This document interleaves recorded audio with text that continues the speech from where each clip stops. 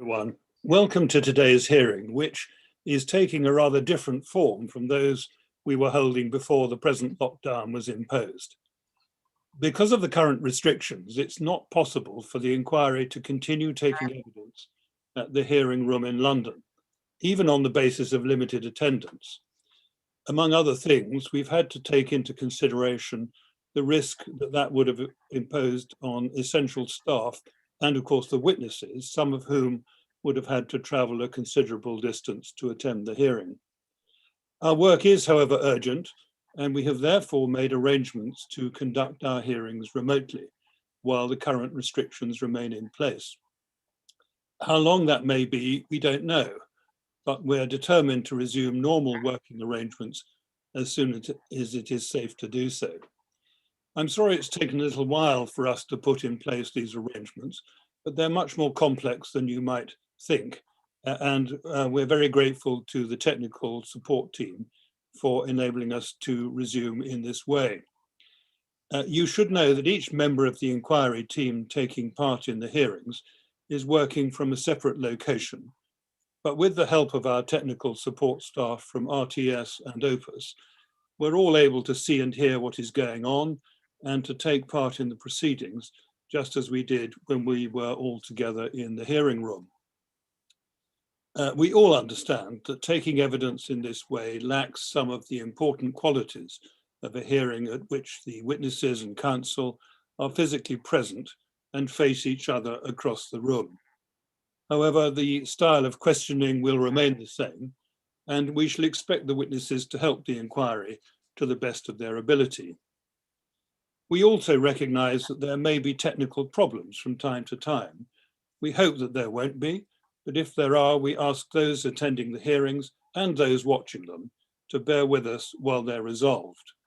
We are greatly indebted to RTS and Opus for making it possible for us to continue our work in this way, enabling us thereby to avoid an even longer delay. Well, as usual, I'm joined here by my fellow panel members, Ms. Thuria Istefan and Mr. Ali Akbor. Good morning.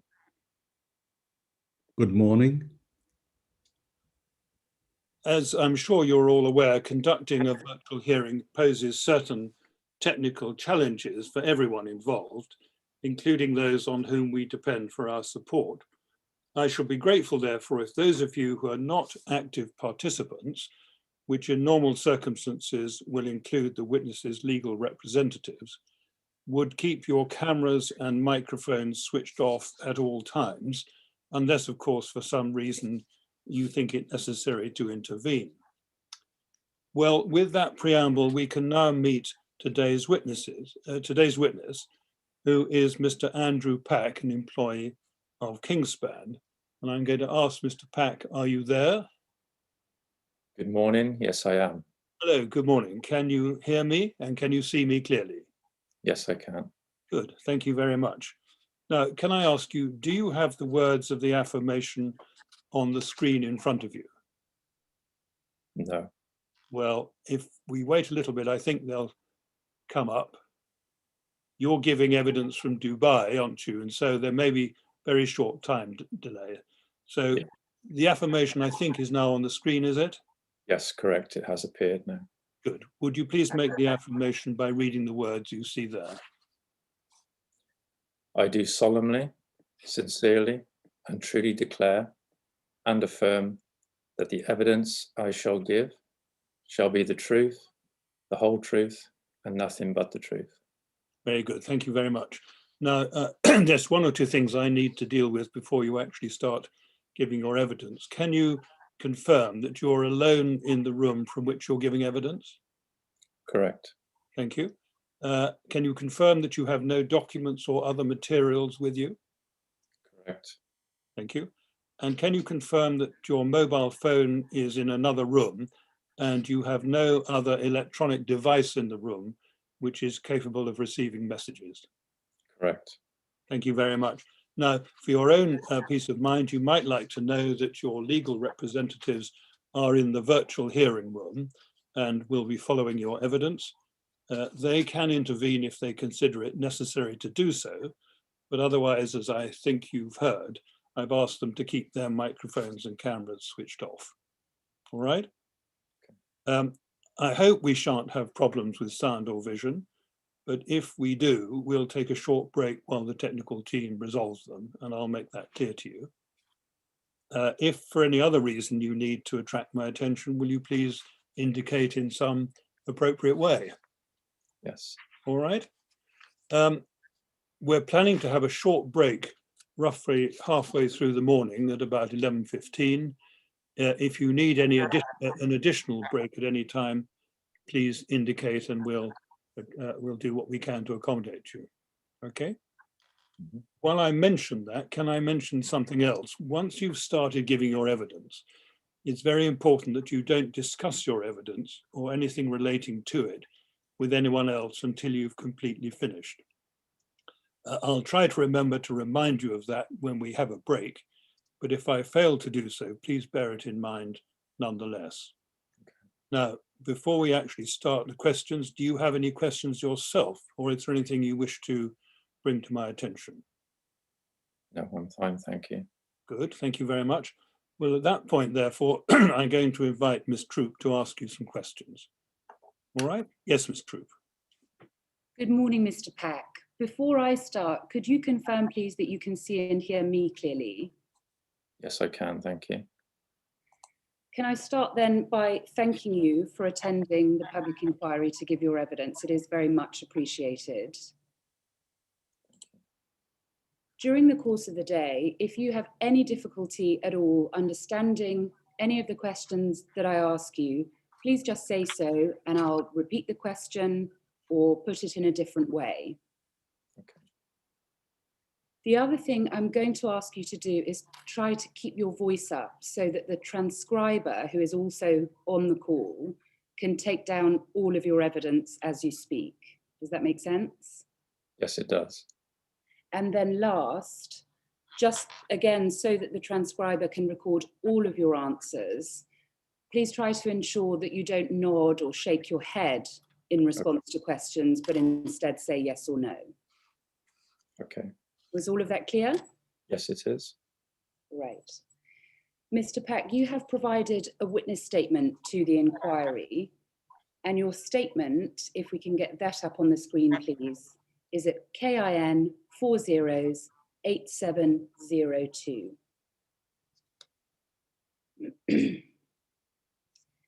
If we could go to page 53 of that statement, please. We can see that the date of the statement at the very bottom is the 19th of September 2019, yes? Yes. And there's a signature there too. Is that your signature? Yes, it is. Have you read your witness statement recently? Yes, I have. And can you confirm that the content of your witness statement is true and accurate? Yes, I can. Have you discussed your statement or your evidence with anyone before attending today? No, I haven't. Thank you. To start, I'm going to ask you some questions about your background. So staying with your witness statement, if we can go back up to page 1, please.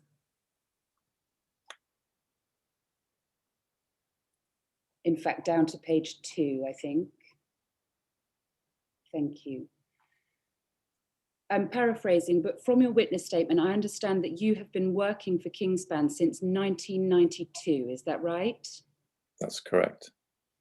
And your current role is as Global Technical Support Manager, yes? That's correct. In terms of reporting structure, I think you report now to the Middle East Division. Yes. Right. Looking at page 2 of your witness statement, and in particular at paragraph 2.1, you mentioned there that you have a higher national diploma in building studies. Is that right? Yes. Do you have any qualifications relating to fire engineering? No. You also say, if we go down to paragraph 2.3, it's on the same page, and again, I'm paraphrasing, that technical roles such as yours are very much learned on the job, and that was the case for you. Is that right? That is correct. And then if we move over to page 3 and look at paragraph 2.4, looking there at the first and second lines, we understand from that your very first role for Kingspan in 1992 was as a technical advisor, yes? Yes. And then that at some point prior to 2001, you were promoted into the role of senior technical advisor. Yes. Is it correct for me to say that throughout that period, so from 1992 to 2001, you reported directly to Philip Heath? Yes. If we go down then to page 4 of your witness statement and to paragraph 2.8,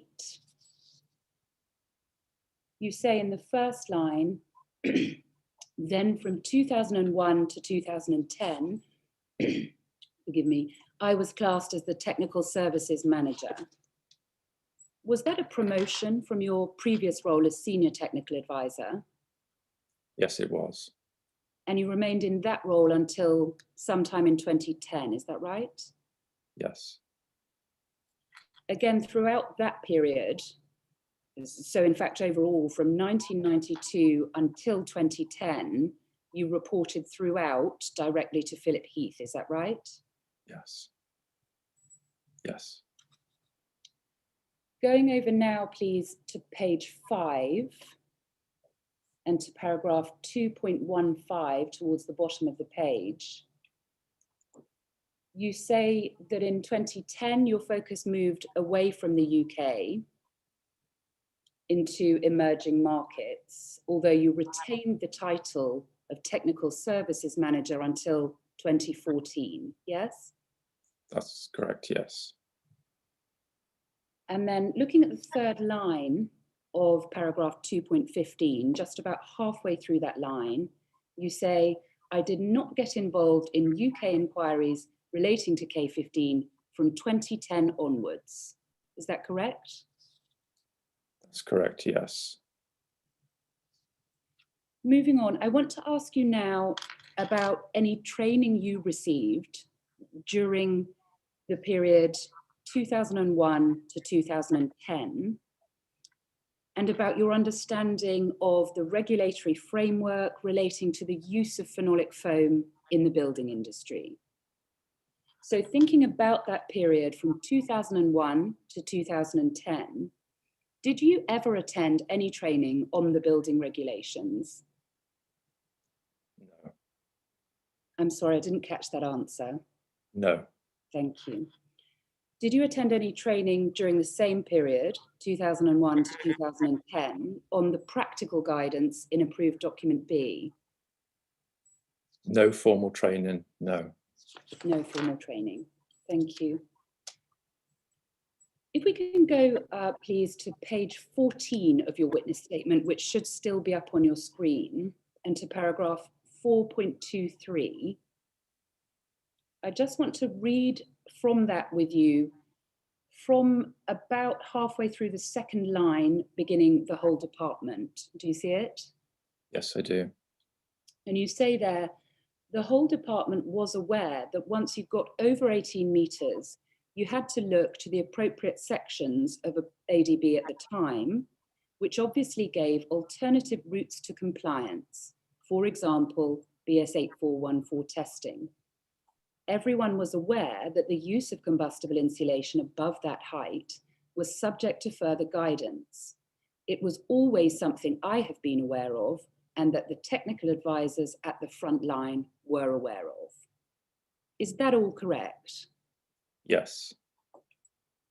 Moving down, you go on to say at the next paragraph, paragraph 4.24, towards the end of the first line, I did not know what specific risks were involved with using combustible materials on buildings with a floor over 18 meters.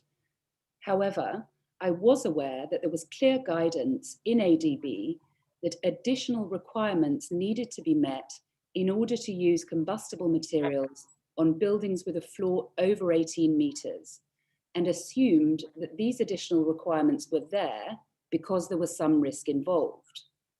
Approved document B did not set out what the risks were. Do you mean there that you didn't know what the risks were because those risks were not set out in ADB? I believe that approved document B didn't actually state what the risks are. Approved document B told you the route to compliance. Yes, and other than from approved document B, is it your evidence that you didn't learn or understand what the risks were from any other source? I mean, if we go back to the question you asked a moment about what formal training or what training we had, as far as my training was concerned, it was mainly involved with, at the time, understanding the document itself, approved document B. It was a guidance document. At the time, there was no, as far as I'm aware, there was no formal training courses in the UK that you could go to learn about approved document B. So therefore, it was left to individuals to understand approved document B, and then you would refer to the local authority building control in the region that had the project. So a typical example would be if we took Hereford, where Kingspan is based, they would have had a local authority building control. And then the idea was that as an individual, we would consult approved document B, and then we would then refer that particular customer to that local authority to get further advice. So as far as the risks are concerned, we understood that if you had a building over 18 meters, there was an appropriate section. We went to that section and we looked at what the guidance was and we followed that guidance. For further advice on that guidance, you had these local authority building controls set up throughout the UK that would give further support. Yes. What about within Kingspan? Did you ever learn from within Kingspan what the risks were associated with the use of combustible insulation?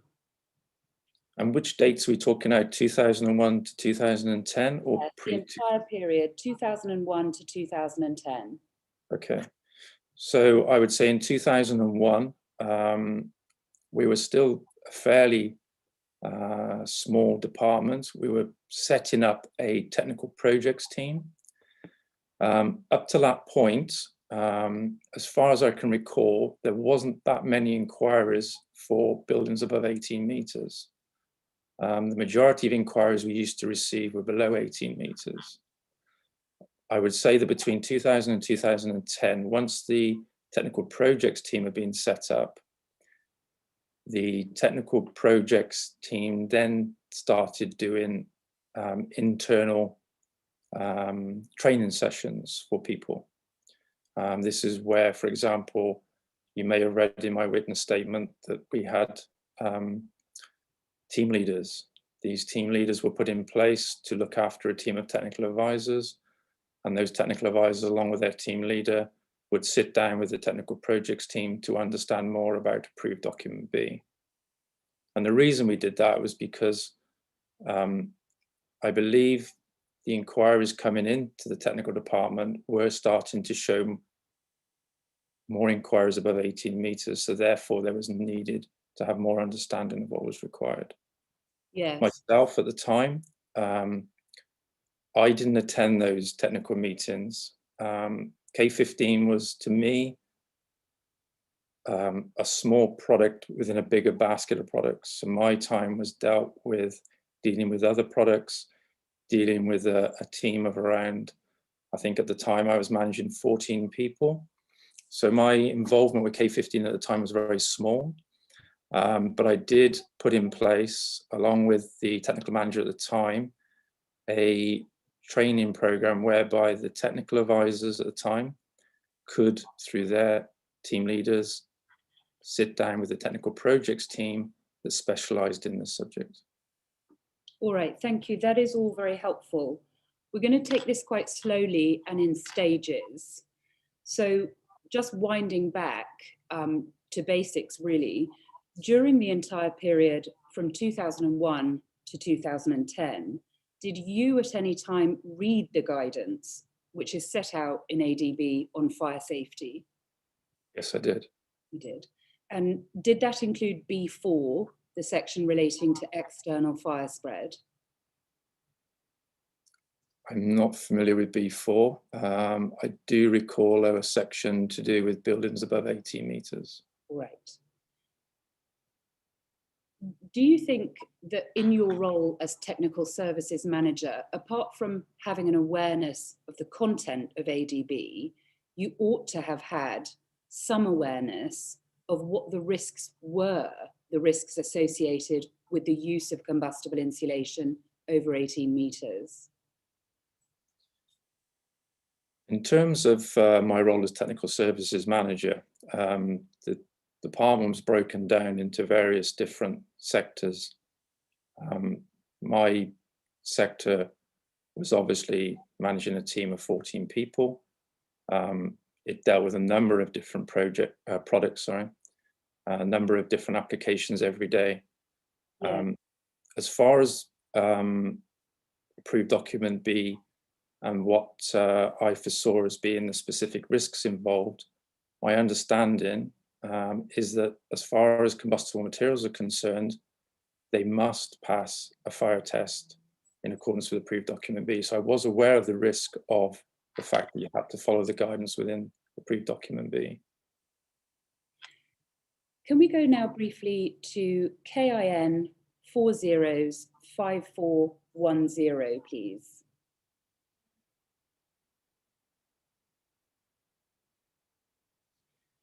You can see at the top, these are the minutes, in fact, of a sales meeting held at Pembridge on the 6th of October 2009. Do you see that? Yes, I do. Yes. And looking at that list, that appears to be a meeting that you attended. Do you see your name? Yes, I do. And also Tony Millichap was present. If we can scroll down to page 2, to the top of page 2, please. Under the heading K15, I'm just going to read this section to you. Andy Pack talked briefly about K15 and how it is fixed. There are 3 main documents for this product: standard literature, BBA certificate, and LCA building control certificate for England and Wales only, not Scotland. K15 product, staying with structural team. Action, ASMs to discuss K15 with envelope contractors. And then at the next paragraph, question to ask when discussing K15. Is the building less than 18 metres in height? Over 18 metres becomes an issue as the height of fireman's ladder is 18 metres. What is the construction of the building? Action, Mark Swift to issue K15 information pack, LABC documents, etc. Just looking at that section that I've read to you, can you remember what it was that you explained at that meeting about how K15 was fixed? Looking at the document, and I have obviously seen this email, or I should say agenda item before, the reason I used to get called into meetings such as this was to talk more about the site work application of the product. So at the time we had a business development manager, which as you can clearly see was Mark Swift. He was obviously dealing with this product at the time. The reason I came in as a technical representative was to discuss about the site work application of the product. That would have involved how to install the boards in terms of laying the material, fixing the material, the use of mechanical fixings, the use of tapes. So it was more of a case of talking about the application of the product in terms of site work. Yes. And was it part of your role at the time to explain to the sales team what literature was available to support the use of K15? It wouldn't have been my remit to do that. Whether I said that at the meeting, I cannot remember, but it was definitely not my remit to advise the sales team as to what we have available. All right, but on this occasion, that's what the minutes appear to record, yes? I believe there's a number of items here listed under K15, Yes. referring to fixing, referring to the main documents. But from my recollection of this meeting, the only reason I was present was to talk about the installation of the product. I see. Can you help us with this? The three main documents for the product that are referred to in the second line, there's the standard literature. Is that a reference to the product literature for K15, the marketing literature? I would take that as yes, I believe so. And then the BBA certificate. And then in the third line, LCA building control certificate. Is that an error there? Should that be the LABC certificate, the one that was issued in May 2009?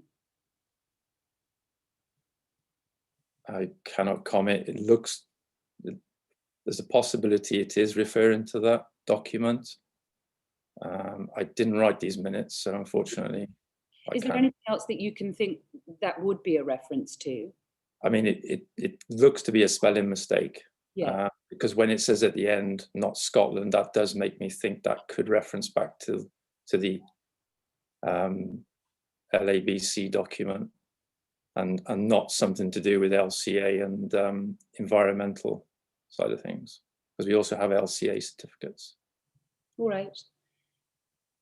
Just looking at the heading in bold, question to ask when discussing K15, and I think what you're saying is that this section of the minutes may not be a reference to you speaking, but you can tell me. It appears that it was common knowledge that over 18 meters becomes an issue in relation to the use of K15. Do you agree? Yes. And this comment about the height of a fireman's ladder, do you think you made that comment? Did you give that explanation as to the reason for 18 meters? I'm so sorry, I think I spoke over you. Did you say no? No. Right. Do you remember that? Because you were obviously present at the meeting. No, I don't remember.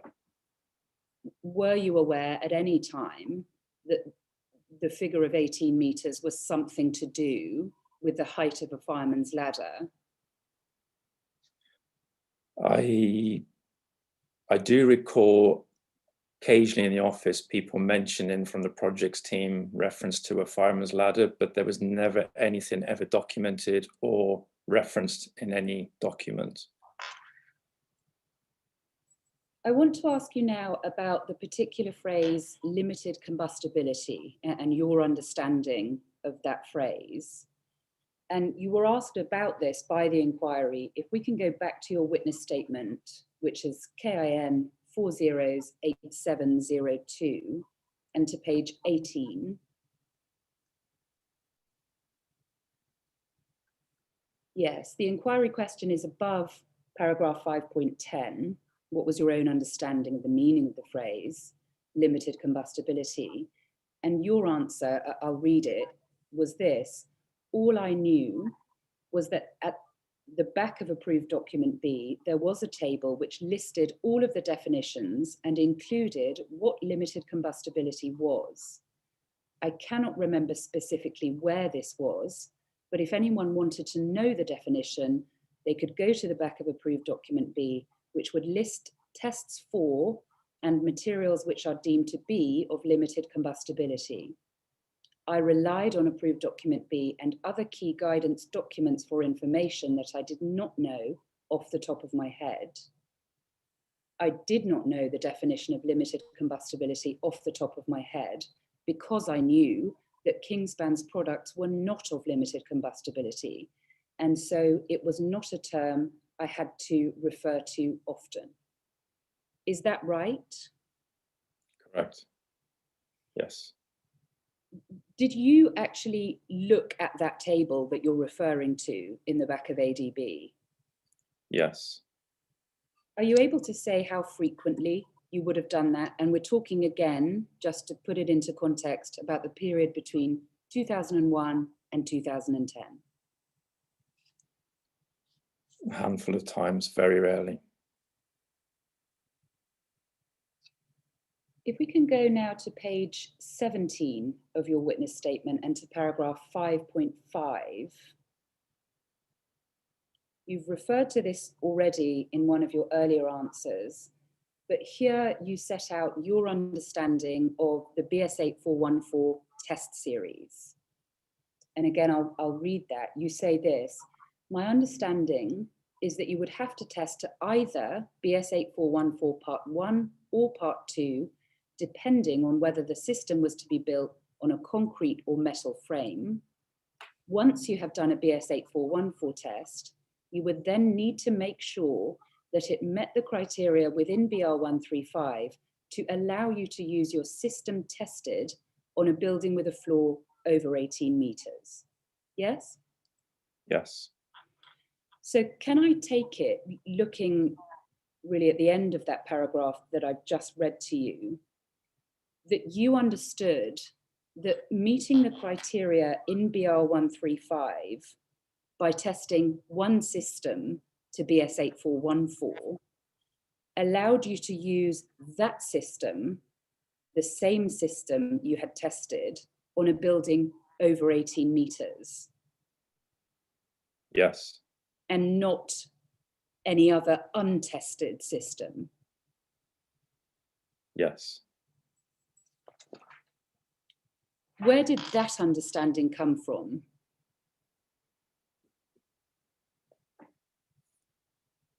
To my recollection, that would have been fed to us by the technical projects team that we set up.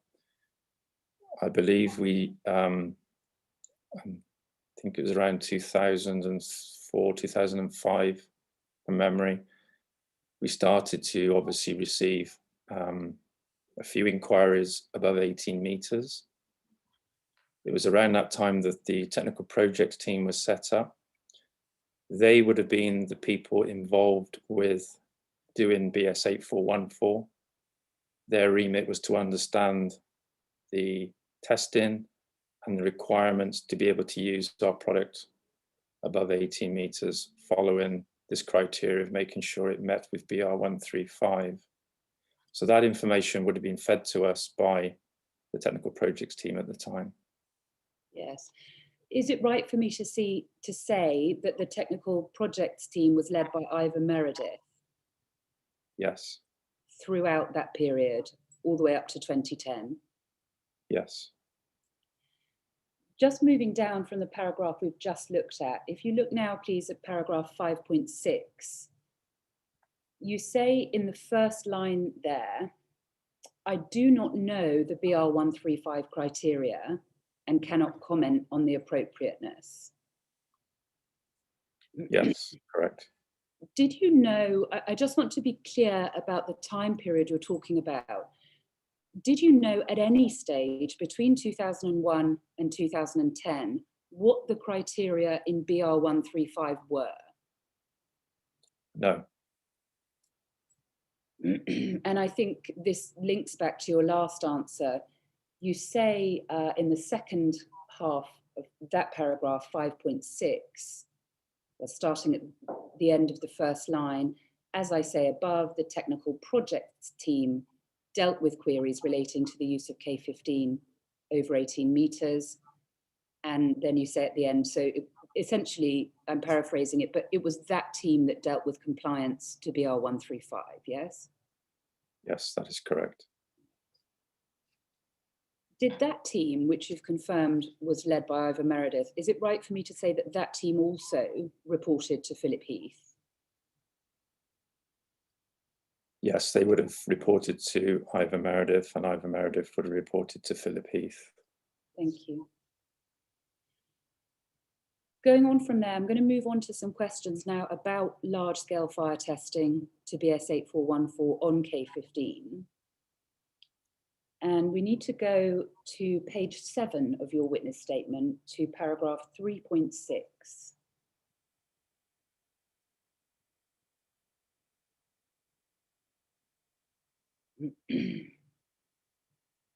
You say in the first line there, you've been asked about, I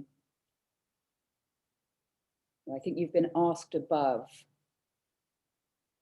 about large-scale fire testing, and you say in the first line, I cannot remember the date, but I know that at some stage large-scale fire tests were undertaken with K15.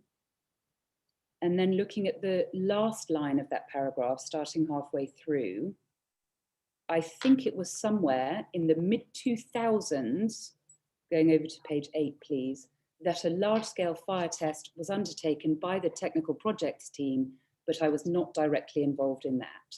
Is that correct? Yes, that's correct. Just for clarity, you say there that you were not directly involved.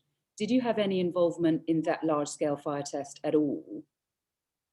No.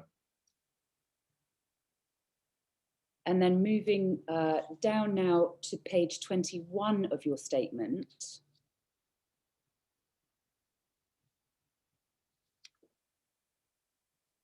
If you can look at the very bottom of the page at inquiry question 27, you were asked the following question: were you aware that between 2005 and 2014, no BR135 classification report existed for a system incorporating K15? If so, what significance did you attach to this? And if we go onto the next page, please, to your answer, you say at 6.14, if this is the case, I was not aware. And then obviously you didn't attach any significance to it because you weren't aware of it.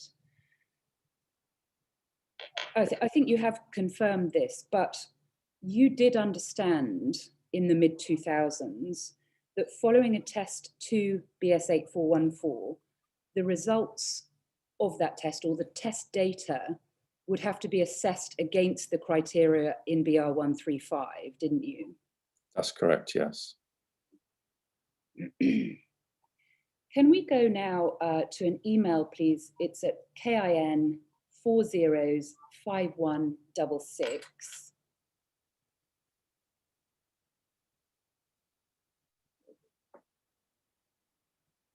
We can maybe, thank you. This is an email you can see at the top from Ivor Meredith to you with Gareth Mills copied in, and it was sent on April the 7th, 2006. Looking at the first line, Mr. Meredith says, Andy, please find enclosed the BS8414 report. Do you see that in that email, Mr. Meredith is actually sending to you a copy of the BS8414 test report? Yes, it does say that. Ivor Meredith writes there, and this is halfway through the first line. I'm going to read it with you. Unfortunately, the lady that is assessing this at the BRE is unwell at the moment and not expected back to work until later this month. I suggest at the moment we keep this report under wraps like our itchy friends do with their acoustic report, as the pictures within it are not very good. The assessment letter will contain a picture of the facade with the crib burning and a statement which confirms its ability to be used above 18 meters. It is this assessment that will be freely available to be sent out to our customers. Do you accept that or do you agree that what Mr. Meredith is explaining to you in that email is that it is the assessment that will be sent out to customers, not the BS8414 test report itself? I've read this email. It was forwarded to me during the inquiry. I have no recollection of this email. I do not understand what it means, and I do not know why Ivor Meredith sent it to me. What part of it do you not understand? Can we look at the second paragraph that sorry to interrupt, that I've just read to you? Starting, I suggest at the moment we keep this report under wraps. I accept you have no recollection of it. It was in 2006, but looking at that paragraph now, what part of that paragraph do you not understand? The report. I don't know which report he's referring to. He would be referring to the report that he has attached to the email, would he not? Yes, correct. I do not recall the report or the reason why he sent it to me. All right. I mean, looking at the first line, it suggests that he sent me an 8414 report. Yes. Why he's sending me an email listing this information, I have no recollection at the time as to why he would do this. I've tried to recall during the process as to why he be sending me an assessment and then discussing pictures of the burning crib and so forth. But in answer to your question, I cannot recall what this is in relation to. All right. If you didn't understand it at the time, and you may not remember, did you ask Mr. Meredith why he had sent you this email and what it meant? I cannot recall. Right. So can I take it from what you've just told us that you, well, no, you must answer. Did you read that test report when it was sent to you? No. Did you look at the pictures within it that he refers to in his email? I cannot recall if I read, if I saw the pictures. I guess what's going through my mind is that sometimes these reports would come through in other emails. So I guess what you've got to remember is that this was dated in 2006. Yes. Did I see something in another email that makes me now think that I saw some information in the 8414? But I can't recall back to this particular email, reading the report, seeing the pictures. So I don't know why Ivor sent me that document. There's no, I mean, looking at the email, there's no trail to the email. So why did he send me that report? No. That's what I can't. I mean, you've taken a snapshot in time there of a document, but why was I sent that? Why was he even mentioning this to me? That I cannot recall, I'm afraid. Because you say, do you, that the 8414 test report was nothing to do with you? Correct. All right. Looking at the, so it's the... I mean, I guess as far as the 8414 side of things is concerned, for whatever reason Ivor sent me this email, I cannot recall. Yes. But as a technical services manager, I did not get involved in the understanding of 8414 in terms of the content of the report, the pictures in the report, then having to do a BR135 classification. Yes. Or basically what would happen is Kingspan would undertake such a test.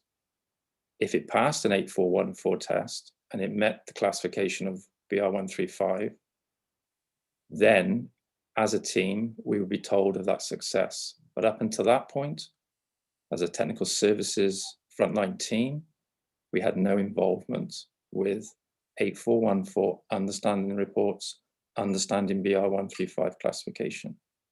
I see. All right. Well, I'm going to come on to some further questions about the way in which you learnt about tests which have been carried out. I just want to ask you, at the fourth paragraph of this email, the one that begins, I'm working on the possibility. Do you see that? Yes, I do. He says, I'm working on the possibility of some more testing, which will cover the use of K15 with steel frame, ventilated cavities above or below 40 millimeters and alternative cladding types. Now, I appreciate that you say you don't recollect receiving this, but I want to ask this, other than this test report, which I can tell you is a report of a test from May 2005 to BS 8414 Part 1, do you know anything about any further testing to BS 8414 on systems incorporating K15 after this date, after April 2006? No. Do you know anything about any tests on systems incorporating K15 to BS 8414 Part 2 after this date? No. Can I take it then that you have no awareness of 4 tests carried out on systems incorporating K15 to BS 8414 Part 2 in December 2007, April 2008, and June 2008? No. We're going to look at another email. This one is from a little later, and it's at KIN 409262.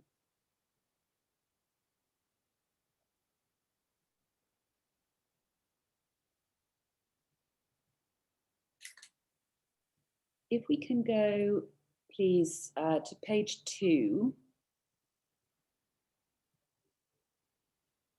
Just to set it in context, about halfway down page 2, we can see an email from Rachel Banham, and it's dated the 9th of September 2011, and it's sent to Joel Clark.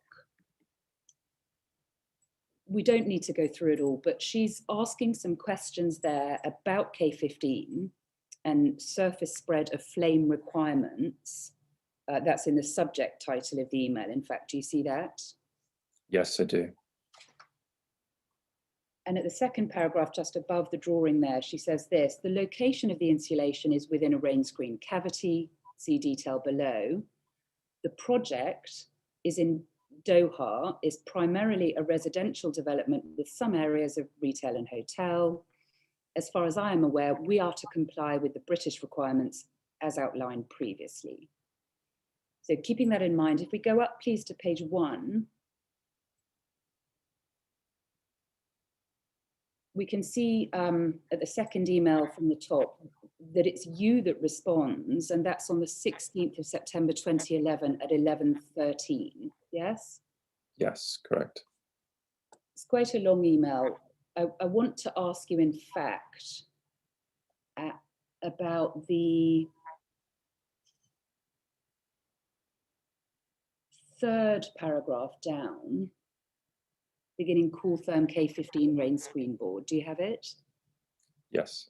I'm going to read that. You say there, cool therm K15 rain screen board carries third-party British Board of Agreement approval, certificate number reads 084582, for use as an external thermal insulation on new and existing masonry or steel frame walls used in domestic and non-domestic buildings in conjunction with masonry or weather-tight ventilated cladding systems. And then going down to the 4th paragraph, starting alongside the BBA approval, just looking at that, you say, alongside the BBA approval, the Cooltherm K15 rain screen boards were the first insulation boards to achieve local authority building control system approval as a thermal insulation layer in rain screen cladding systems. An LABC system approval can significantly reduce the time and costs associated with a construction project. As part of this approval, Kingspan Insulation Limited undertook large-scale fire tests meeting the performance criteria given in BRE 135 for cladding systems using full-scale test data from BS 84141 and BS 84142. So in fact, focusing on that paragraph that I've just read to you, can you explain how the BBA certificate that you're referring to showed that K15 can be used or could be used on steel framed structures? Okay. So our understanding was that following the success of the, I believe it was 2005 test. Yes. We took that test and we approached the LABC. At the time, we'd only done a test on a masonry background. Yes. Through the advice of the technical projects team and LABC, there was this consensus that if you had a non-combustible background, for example, masonry, blockwork, or a steel frame that was lined with a non-combustible substrate, Yes. that would be deemed as a route to market. So the technical projects team, and obviously that was also picked up through the LABC at the time, the consensus we had within the industry was that if your substrate was non-combustible and the steel frame with the lining on the outside could be deemed as non-combustible, that was your route to market to then put the insulation on the outside to then be used with a cladding that was of limited combustibility. So what I was trying to sort of say in this email is that through the K15 LABC approval and the fact that the BBA were also, I believe, looking at this similar approach and the approach that the technical projects team at Kingspan were looking at, it was seen as a route to market without having to do a test on an 8414 Part 2 if you could claim that your substrate was built to be non-combustible with a non-combustible lining over the steel frame. That was how it was being portrayed to us as frontline advisors in the industry. Yes, it's that last part of your answer that I want to focus on, please, just to ensure that I'm completely clear. I think what you said is that that was the consensus through industry and that it came to you from the technical projects team and through the advice of the LABC that instead of testing to Part 2, you could use a non-combustible liner. Is that your evidence? Yes. And then I further sort of support that with obviously the technical projects team, they would have been getting that information from somebody too. So that makes me think that, you know, that is how the industry were looking at it at the time. Yes, well, hang on, just breaking that down. I'll come back to the technical projects team. You said LABC advice somehow contributed to that consensus, that there was this sort of way round testing to 8414 Part 2. Who at the LABC gave that advice, as far as you're aware? I do not recall. Was it given to you? I believe within the LABC document that LABC published, it referenced, and if we can maybe bring that document up, we can look at it in a bit more detail. We're going to go to that one in a lot of detail, but just in more basic terms for now, aside from the terms of that certificate, the 2009 LABC certificate, which we will go through, thinking about this consensus you've been talking about, I understand your evidence that that information came to you from the technical projects team, and I'll come to that. But in terms of actual advice from the LABC, that it was appropriate to get around having no test evidence to Part 2 of 8414 by using some sort of non-combustible liner, do you know when or to whom that advice came to Kingspan from the LABC? All I can recall is it's listed in the LABC document. Yes, all right. In terms of what you were told or what was communicated to you by the technical projects team, who are you talking about in terms of individuals? Over what time period now? I'm so sorry. So in relation to the information you picked up from the technical projects team, that instead of testing to 8414 Part 2, you could use a non-combustible liner, who was it that told you that from the technical projects team? Very early on from when this first became a question, that would have been Ivor Meredith. I see. And was that information also communicated to all of the frontline technical advisors? As far as I recall, yes. By whom? That I cannot recall. All right. As far as you are aware, Mr. Pack, in 2011, which is the date of this email, what tests to BS8414 Part 2 had been conducted on any system incorporating K15? From my recollection, I would have in 2011 only been aware of the one fire test that was undertaken, to which this email would have been wrote, and that would have been referring back to 2005, I believe. I see. And the information you've just told us about, that you and the frontline technical advisors were given, that there was some consensus that it was appropriate to use a non-combustible liner instead of testing to BS8414 Part 2. Is that contained in an email anywhere? Do you think that was communicated to you and or to the technical advisors in writing? I do not remember. Because they're quite separate tests, aren't they? Part 1 is for masonry structures and Part 2 is for steel framed structures. You were aware of the Correct. difference? Yes. I'm so sorry, I spoke over you again. Yes, they are two different tests. And as I recall, this was raised, and the consensus was that if your steel structure is lined with a non-combustible material, Yes.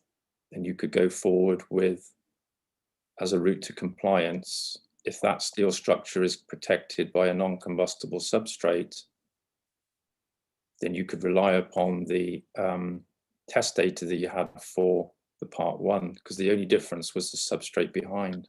Yes. Just I know, for example, the American fire test, they don't have two fire tests, they have one fire test, I understand. yes. But bear in mind that this is England and Wales. Of course. And that there are two tests. Just thinking through what you've said, what would be the point in having a test to Part 2? What would be the point in that test existing if in fact all you needed to do was test to Part 1 and put in a non-combustible liner? Well, that was the question that was being asked at the time. By who? We have these two tests. So obviously industry were aware of these two tests. Why was the tests not being done on a Part 2? Yeah, the consensus was that because if you're lining it with a non-combustible backing board. Yes, I understand your evidence is that about this consensus. You are talking, I think I'm right, about consensus within Kingspan, are you not? No. As I say, the LABC also recognised this, and also how did the technical projects team? They obviously dealt with external bodies on this. So yes, but in terms of, go ahead. My thought would be that, you know, the technical projects team would be taking advice from external bodies. So what was ever coming back to the technical projects team? All right, you say that the consensus was not within Kingspan. The technical projects team, just so that we're completely clear, is a team within Kingspan, or was a team within Kingspan, yes? Yes. And just in terms of what you can actually say about how that consensus was reached, I think what you're saying is that you were not party to any let's push aside the LABC certificate for 2009, because we're going to come back to that in some detail. So aside from that, as far as I can tell, what you're saying is that you yourself were not party to any of those discussions with outside bodies that you assume took place to allow the technical projects team to say, in your understanding, that there was this consensus, that you didn't need to test to Part 2 and you could just use a non-combustible liner, yes? Yes. Going back to the email that we were looking at and thinking about the paragraph that I read to you, the 4th paragraph, which starts alongside the BBA approval. Do you still have it up? Yes. would you agree, looking at it in general terms, that K15 is being portrayed in this email by you to be suitable for use over 18 meters in general on both masonry and steel frame buildings? Correct, provided it met the criteria of BR 135. Yes. All right. Just going back just for a moment to the advice that we were talking about in terms of this consensus, so that I'm... Sorry, Ms. Droop, before we leave that document, I wonder if Mr. Pack could help me with one question that's been troubling me. Mr. Pack, if you look at that paragraph that Council's just been referring you to, you say in the last sentence, as part of this approval, Kingspan undertook large-scale fire tests in the plural. You see that? Yes. Meeting the performance criteria given in BR 135 for cladding systems using full-scale test data from 84141 and 84142. Now, that certainly could give the impression, couldn't it, that you tested to both 84141 and 84142. Is that a fair reading?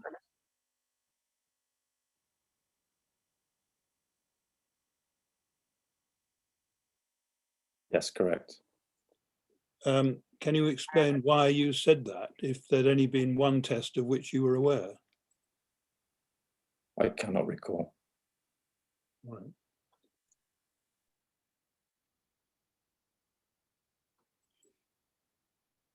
Mr. Pack, following on from that, that really is my question. You've described in a lot of detail the recollections you have about the consensus that you say was reached and the advice you understood the technical projects team to have taken from outside bodies.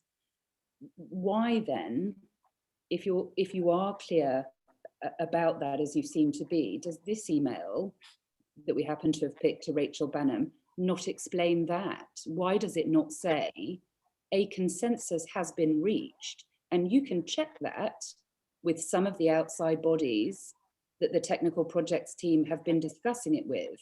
It doesn't say anything of the kind, does it? Correct, I do not remember. I see. Instead, you say, as has been pointed out, you refer to tests in the plural to BS 8414, and you specifically refer to tests carried out to BS 8414 Part 2. There's nothing there about an alternative method of somehow passing Part 2 by testing to Part 1 and putting in a non-combustible liner, is there? Not in this email. Obviously, again, this is a snapshot of some text. What we don't know is behind this is what the construction is. No, sure. And we could spend a long time talking about that. But in plain and simple terms, what you have written here, that tests in the plural have been carried out, and that those include tests to BS 8414 Part 2, it is not true, is it? It's not accurate. Correct.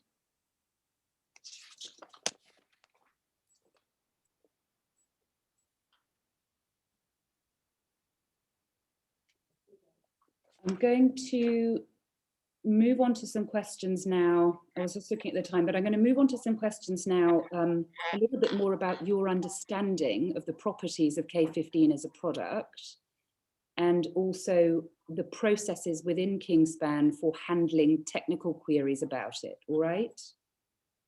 Okay.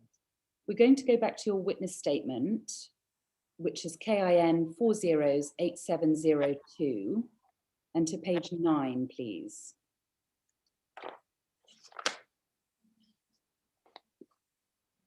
And if we look at at paragraph 4.3, in the second line, well, let's read from the start of it. You say there, I was not involved in the marketing and promotion and testing of K15.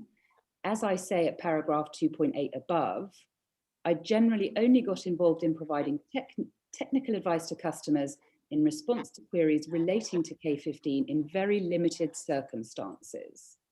Is that right? Yes, correct. In terms of what those limited circumstances were, if we look in fact at paragraph 2.8 of your witness statement on page 4, please.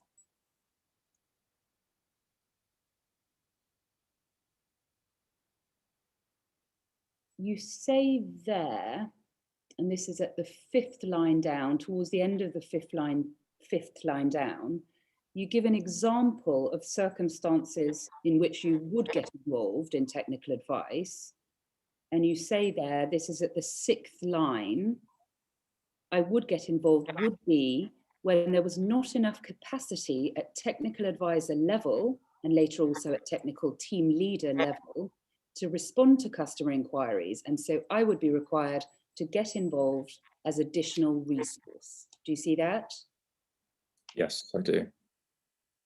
How often would you say that that occurred, that you were required to become involved as additional resource?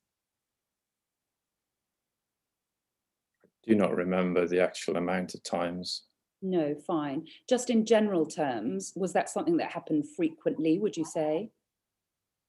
I think generally only when people, due to a shortage of staff, I may get rolled in to help out, but it was on very rare occasions. I mean, we had the team set up in a way that we had a team dealing with this side of the business. So yeah, it was very limited. It was only when there was, as I say, a shortness in staff or for whatever reason that I would get pulled in, but generally because of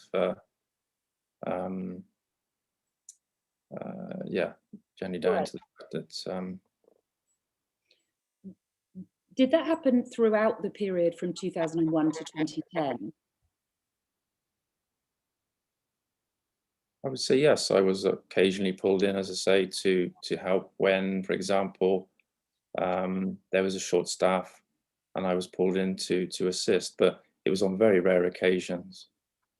We had a large team that generally dealt with it. So fine. Were there any other circumstances apart from where there was some sort of staff shortage where you gave technical advice in relation to K15 and its use? I would say that between 2001 and 2010, the only time that I was pulled in to deal with inquiries is if there was, because of a shortage of staff or somebody wasn't available to deal with the inquiry. That was on very rare occasions. If we can go to page 8 of your witness statement, please, at paragraph 3.7. I think you're addressing there the development of the product K15.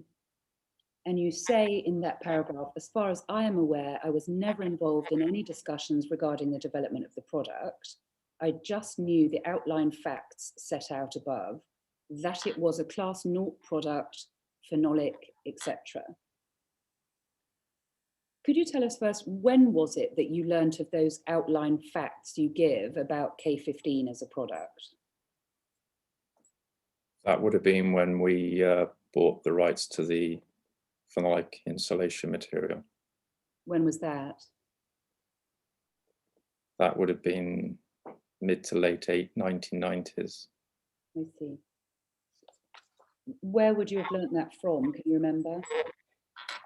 Yes, that would have been in the product literature that would have been within the actual information when we bought the company or bought the rights to the phenolic insulation. And you've said, as your outline facts, that it was a class 0 product and that it was a phenolic foam. Other than those two things, were there any other outline facts or properties which were specifically communicated to you about K15? Which year now? Sorry. At any time. So I think this section here is in relation to Glasso. So this would have been, as I say, when we took over the rights to sell the phenolic insulation in the mid to late 1990s. And then I believe we would have carried that Class O all the way until we did our very first large-scale fire test. And I guess that's then when the additional fire information would start to come into the product literature. Yes, all right. As a new product, when K15 was a new product on which your technical advisors or the technical advisors you supervised would be taking calls, answering email queries, how was K15 described to you? How was it presented to you? So it was never really more than maybe a couple of things. The first thing was obviously the thermal performance of the product. Thermal conductivity was the main driver for the material. And then alongside that, we had the fire classification of Class O. Yes. Obviously, as a product, K15 was a very small product in the basket of materials I dealt with. But the two characteristics I recall from the K15 was the low thermal conductivity and the fact that it was Class O. And then it wasn't until, say, getting on to the mid to late 2000s that they did a fire test, and that then enabled the use of this product above 18 meters when there's a specific construction to be used. Yes. But up till then, it was mainly the thermal conductivity and the Class O were the two key points. You also understood, though, and I think you've confirmed this, that it was a combustible material. It was a combustible material, yes. Let's move on to talk a little about the way in which you and the technical advisors you supervised became aware of fire tests which had been carried out on K15. You referred to this a little earlier in one of your previous answers, but I want to take you through it now. If we can look, please, at page 22 of your witness statement and at paragraph 6.17.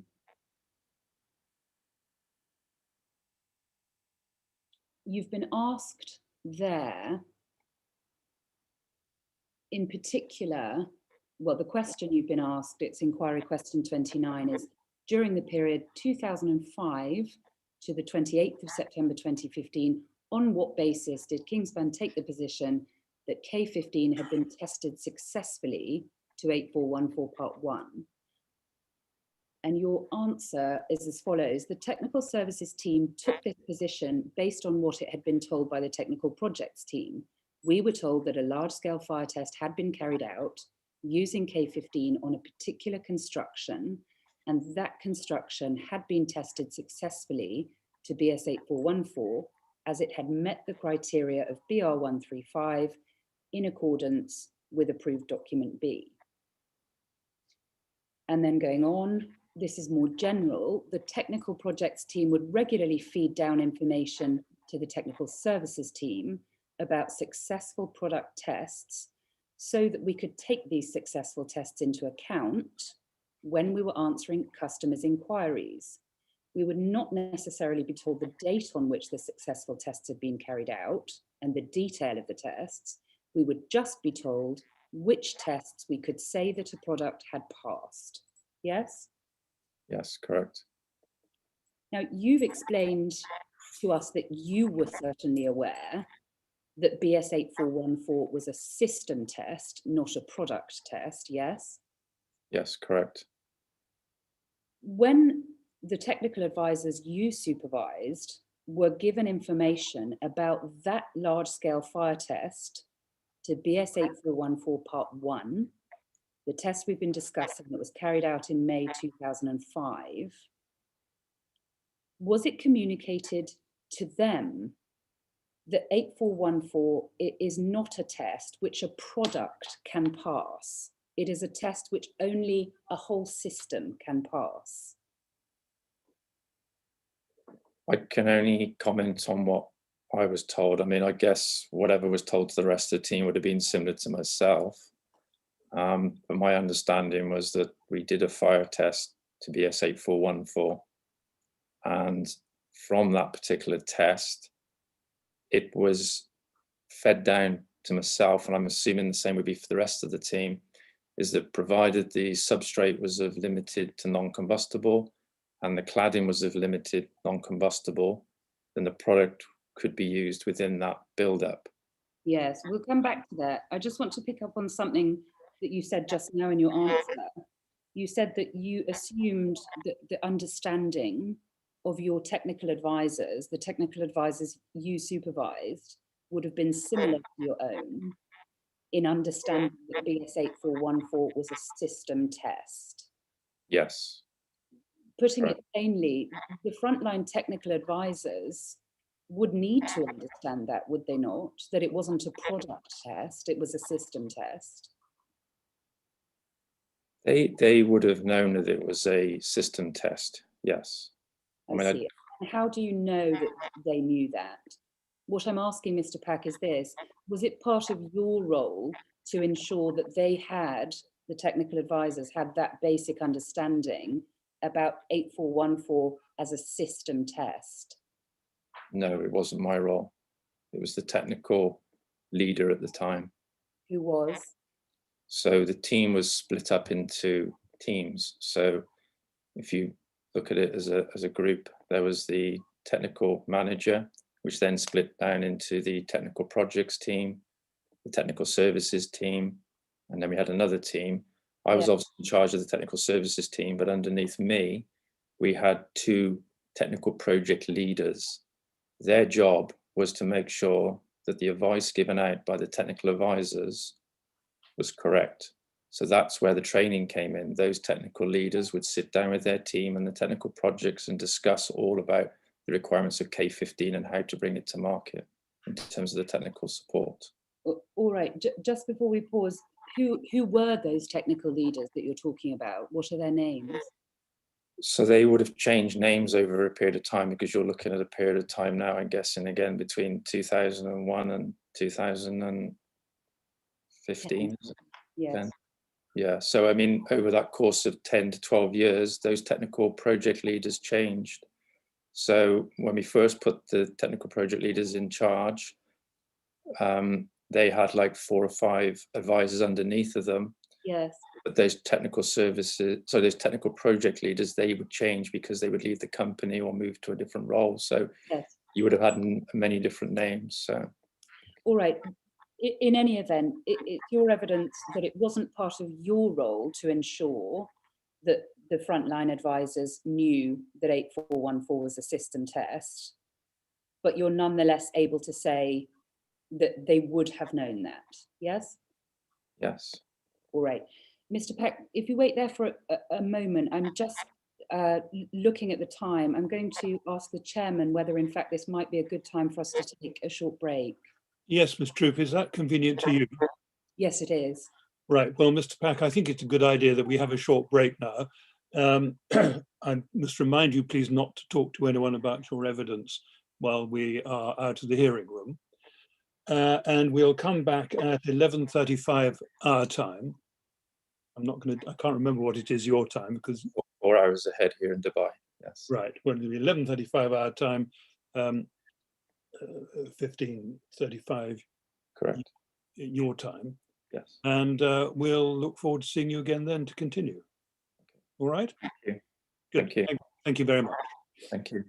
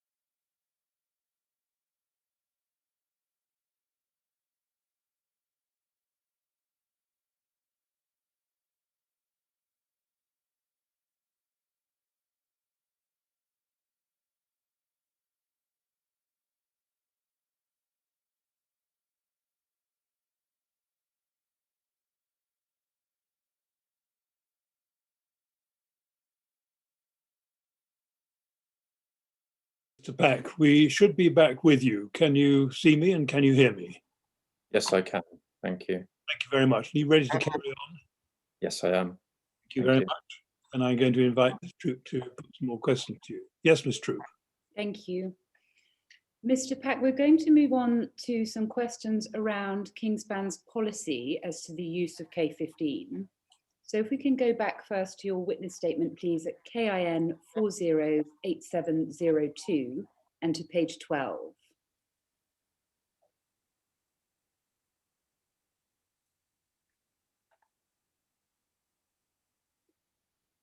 If we look at the middle of the page at inquiry question 12, you're asked there the following question: please describe in detail how Kingspan formed policy as to technical advice to be given to customers making inquiries as to the use of K15 on buildings with a floor over 18 meters at any stage in which you were involved in any aspect of the product. And your answer is below it at 4.16, where you say, I was not involved in forming the policy. I'm not going to read the rest of it. If we can go over now, please, to page 13 of your witness statement and to paragraph 4.18. There you say this: other than overseeing a team dealing with these policies and being generally aware of the policy with regard to inquiries over 18 meters, I had no other role in directing any strategy on dealing with these sorts of inquiries. Is that right? That is correct. Yes. So can you tell us this? What was Kingspan's policy with regard to inquiries over 18 meters? The policy of which you say you were generally aware. What was it? In terms of handling the inquiry? Yes. Technical inquiry? Yes. So the policy was that when we received an inquiry, this would obviously come through the technical advisor. The technical advisor then would deal with that inquiry. If that inquiry was of a nature that that technical advisor couldn't deal with, then the technical team leader would be involved. The technical team leader then would support that technical advisor. And if the technical team leader couldn't help the technical advisor, it would then get forwarded up the chain to the technical projects team. And the technical projects team would then deal with the inquiry with the technical team leader and the technical advisor. Yes, I think what you've very helpfully described there is the process by which those inquiries were handled rather than the policy itself. Let me put it in a different way. If a customer were to get in contact with a technical advisor on the front line at Kingspan and say, hello, can K15 be used on buildings over 18 meters? As far as you are aware, what would Kingspan's answer to that be? What was Kingspan's policy on the use of the product over 18 meters? So they would generally, I would say, take down the details of the inquiry. Yes. And they would discuss it with their team leader. And then, as I say, if, for example, that team leader couldn't help them, it would then go back to the technical projects team. Yes, I'm sorry. Again, I'll put it differently. If you had been asked at some stage during the period that you were technical services manager, the question, is K15 a product which can be used over 18 meters? What do you think your answer would have been? So first of all, we would have taken down the details of the construction. Yes. Details of the project, the height of the building. We'd have taken down all of the irrelevant information. Yes. And then we would have referred that then to the technical projects team. I see. Do you have any idea in what situations, so with what build-ups, K15 could be suitable for use over 18 meters during the period 2001 to 2010? So the understanding was that if the cladding was of limited combustibility or non-combustibility, and Yes. likewise the inner substrate was of limited combustibility, non-combustibility, then the consideration of the Coultham K15 could be put forward. Where did that understanding on your part come from? That the outer cladding, I think you're saying, simply had to be of limited combustibility or non-combustible. How did you come to learn that? So that came down from the technical projects team. Yes, who in particular? That would have come from Ivor Meredith To you directly, to the department. in writing or verbally? That I cannot remember. I see.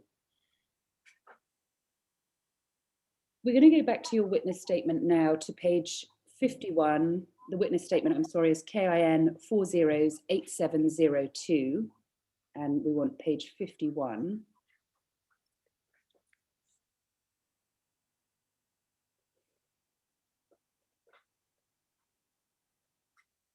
If we look, please, at paragraph 10.36, you say in the first line this: as far as I am aware,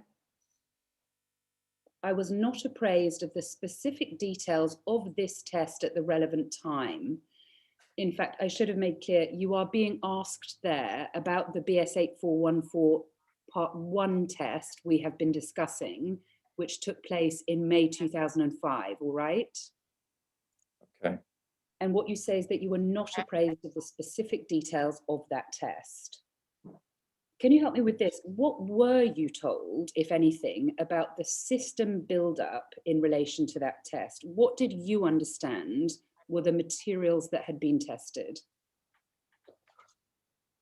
I understood that the substrate to which the insulation was fixed was limited combustibility or non-combustibility, and then the cladding on the outside also had to be of limited combustibility stroke non-combustibility. Yes, I understand that you were given to understand that the cladding on the outside had to be of limited combustibility or non-combustible. What I'm asking now instead really is, do you know what the outer cladding material used in that test in May 2005 actually was, or did you know at the relevant time? I cannot remember. Do you know now? No. Right.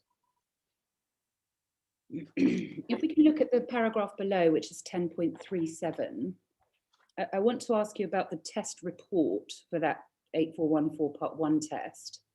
And you say there, as far as I can remember, I did not really have visibility of test reports. And then you go on to say, I may have seen a report or two in the early days when Kingspan carried out its first large-scale tests, but this would have purely just been for my information. To the best of my knowledge, I would not have seen any in late 2005 onwards. I was never expected to understand the content of or to comment upon test reports. And they were generally kept within the technical projects team. What do you mean? I think my question is this: when you say I did not really have visibility of test reports, did you ever, during the period from 2001 to 2010, actually read any BS 8414 test report for a system incorporating K15? No. So we saw earlier today that one was sent to you, but you said that you couldn't recollect that and you didn't read it. Yes? That's correct. All right. I want to ask you now, if we can go please to page 22 of your witness statement and to paragraph 6.17.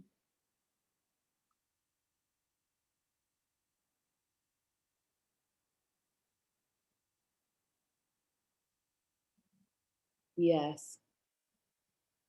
This is about the same fire test, and you say here the technical services team took this position, that is, relating to the question above, the position that that test had been successful, based on what it had been told by the technical projects team.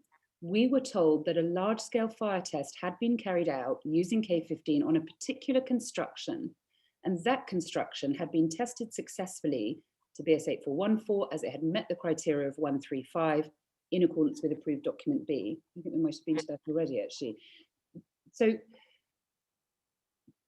what I want to try to find out from you is this: were you told at the time, when you're talking here we were told that a fire test had been carried out, that it had been successful because it had met the criteria, you use the words there on a particular construction, that's in line 3 of that paragraph.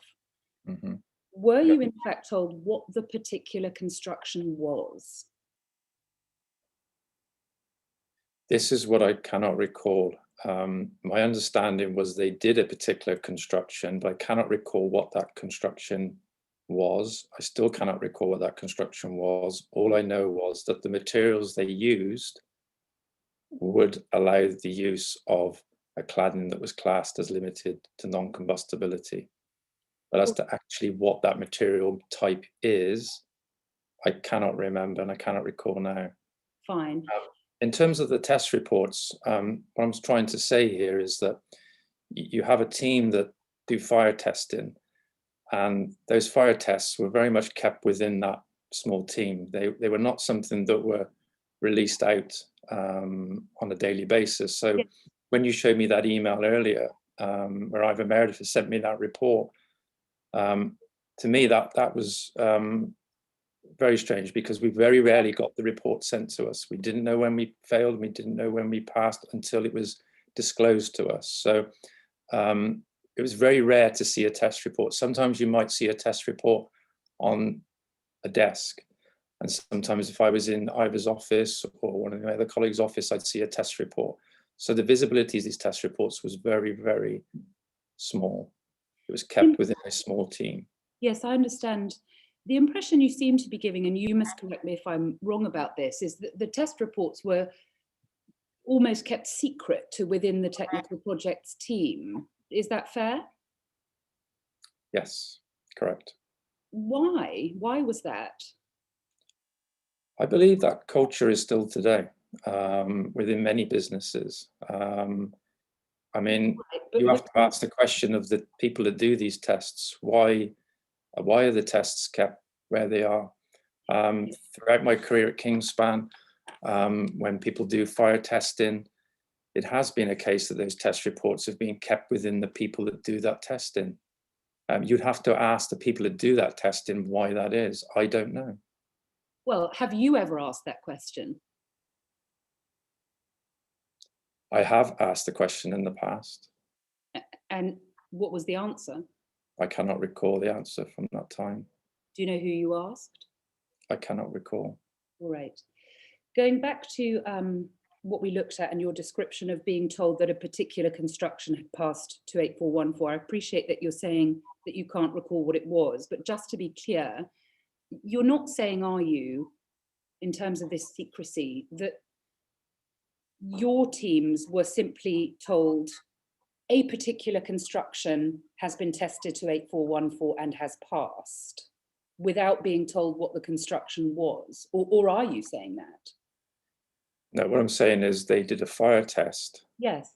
obviously on whatever construction was built, but Yeah. the information that was fed to us was that the cladding that was used in that fire test was of a material that allowed our material to be used behind a material of limited combustibility or non-combustibility.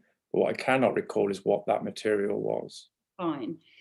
So you were told immediately on learning of the successful fire test in May 2005 that whatever the outer cladding material was and whatever the inner structure was, that successful test meant that K15 could be used with any cladding material which was non-combustible or of limited combustibility.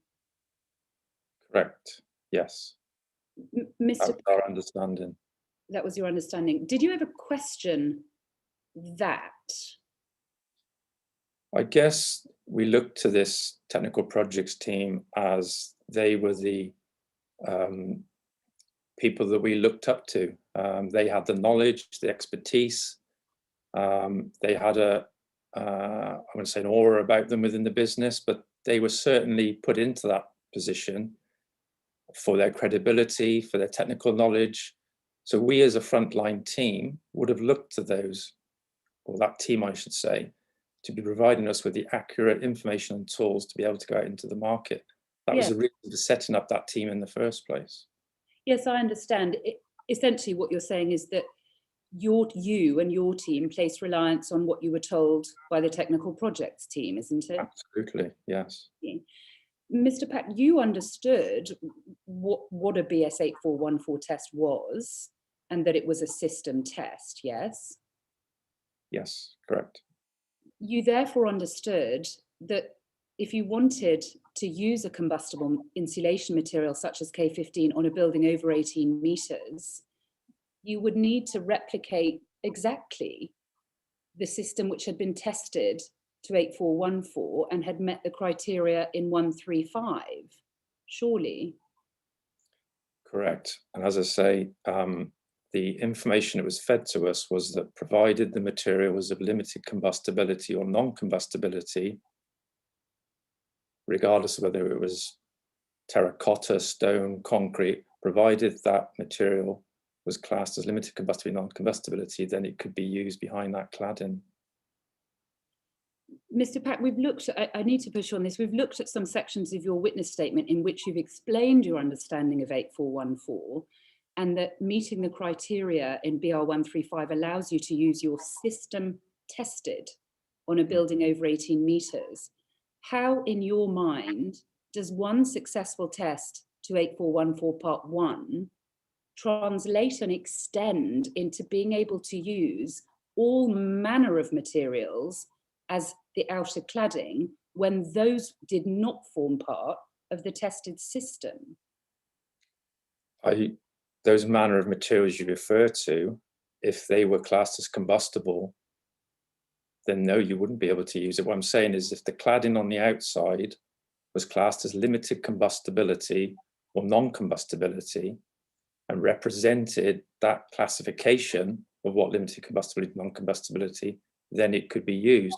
I'm not saying it can be used behind all types of cladding that are not in that classification.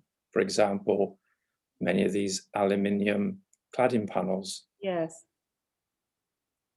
But all right, is that the basis on which your frontline technical advisors were told to advise customers that any non-combustible or limited combustibility outer cladding could be used with K15 over 18 metres? I cannot comment on my team, but as far as I'm concerned, that was my understanding. Did you not supervise those technical advisors? As I mentioned earlier, when it came to K15, we had a procedure in place where the inquiry came into the technical advisor, that then went to the technical team leader and a technical team leader to the technical projects manager. So you can see from my point of view, the loop where I came in was actually outside of what I was dealing with. Did you at any time receive information from the technical projects team to the effect that the test data from the May 2005 test to 8414 Part 1 was applicable only to the specific configuration tested and to no other? Sorry, can you repeat that again, please? Of course. Did you at any time receive from the technical projects team any information to the effect that the test data from the 8414 Part 1 test in May 2005 could only relate to the specific system tested and not to any other? No.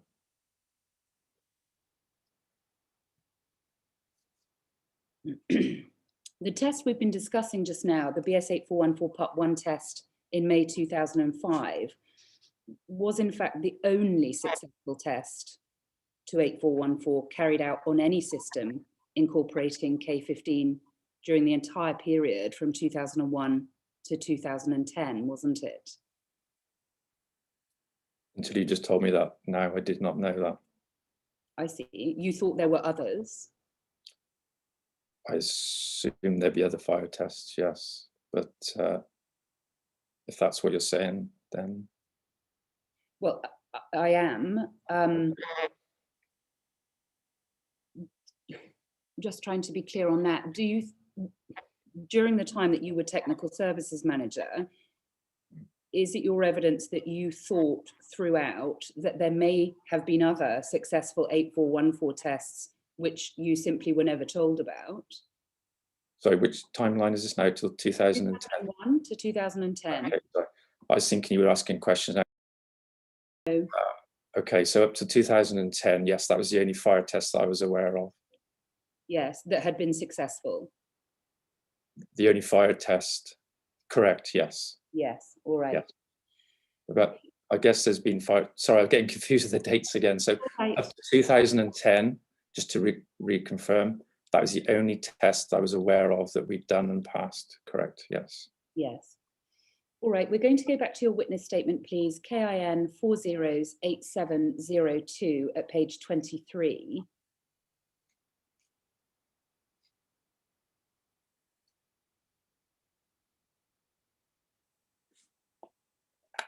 And if we can look at paragraph 6.18 at the top, you say this: as far as I am aware, in the normal course of things, I was not told about tests that were not successful. There may have been occasions on which, through casual conversation with other Kingspan personnel, an unsuccessful test might have been mentioned to me, but normally I would not expect to be made aware of those tests. Is that right? Yes, correct. Can you explain why you would not normally have expected to be made aware of tests which Kingspan considered to have been unsuccessful? I do not know why. The testing was dealt with, as I mentioned, within a small team. It was something that obviously they formed policy on. It was very much a team that was set up to deal with this, but as to why we were not told, you'd have to speak to the technical projects team on that. Yes, all right. In your mind, why would it be that only the test information which could support the use of K15, so successful test information, would be shared? I guess to allow us to utilize our product on projects. Yes. Did you ever question that? Did you ever think, actually, we ought to hear about unsuccessful testing as well? I guess because my remit at Kingspan in terms of K15 was a very small percentage of what I did on a daily basis. I mean, I could go for months without being involved with K15. So it was never a big part of my daily working routine. So my involvement with K15 as a product, testing, certification was very small. So in the basket of products I dealt with, I never thought to question it because K15 was not my product on a daily basis that I dealt with. Even so, did you not ever think that it might be important for the frontline technical advisors at least to have some awareness of situations in which the use of K15 could not be supported, or where the use of that product had been shown to be dangerous? Did that occur to you? I guess what went through my mind was when the inquiry came through to the technical advisor, and then they flagged it up to their team leader, and then that team leader flagged it up to the technical projects manager or team. They would have sat down within that group. As I saw on many occasions, they'd sit in one end of the office discussing their project. So I would have thought, if anything, that would have come up during the discussion for the inquiry that they were dealing with. I see. Let's move on now to your role in terms of Kingspan's marketing material and product literature. Again, I'm afraid concentrating on K15. We can go back to your witness statement again, KIN 408702, and to page 8, please.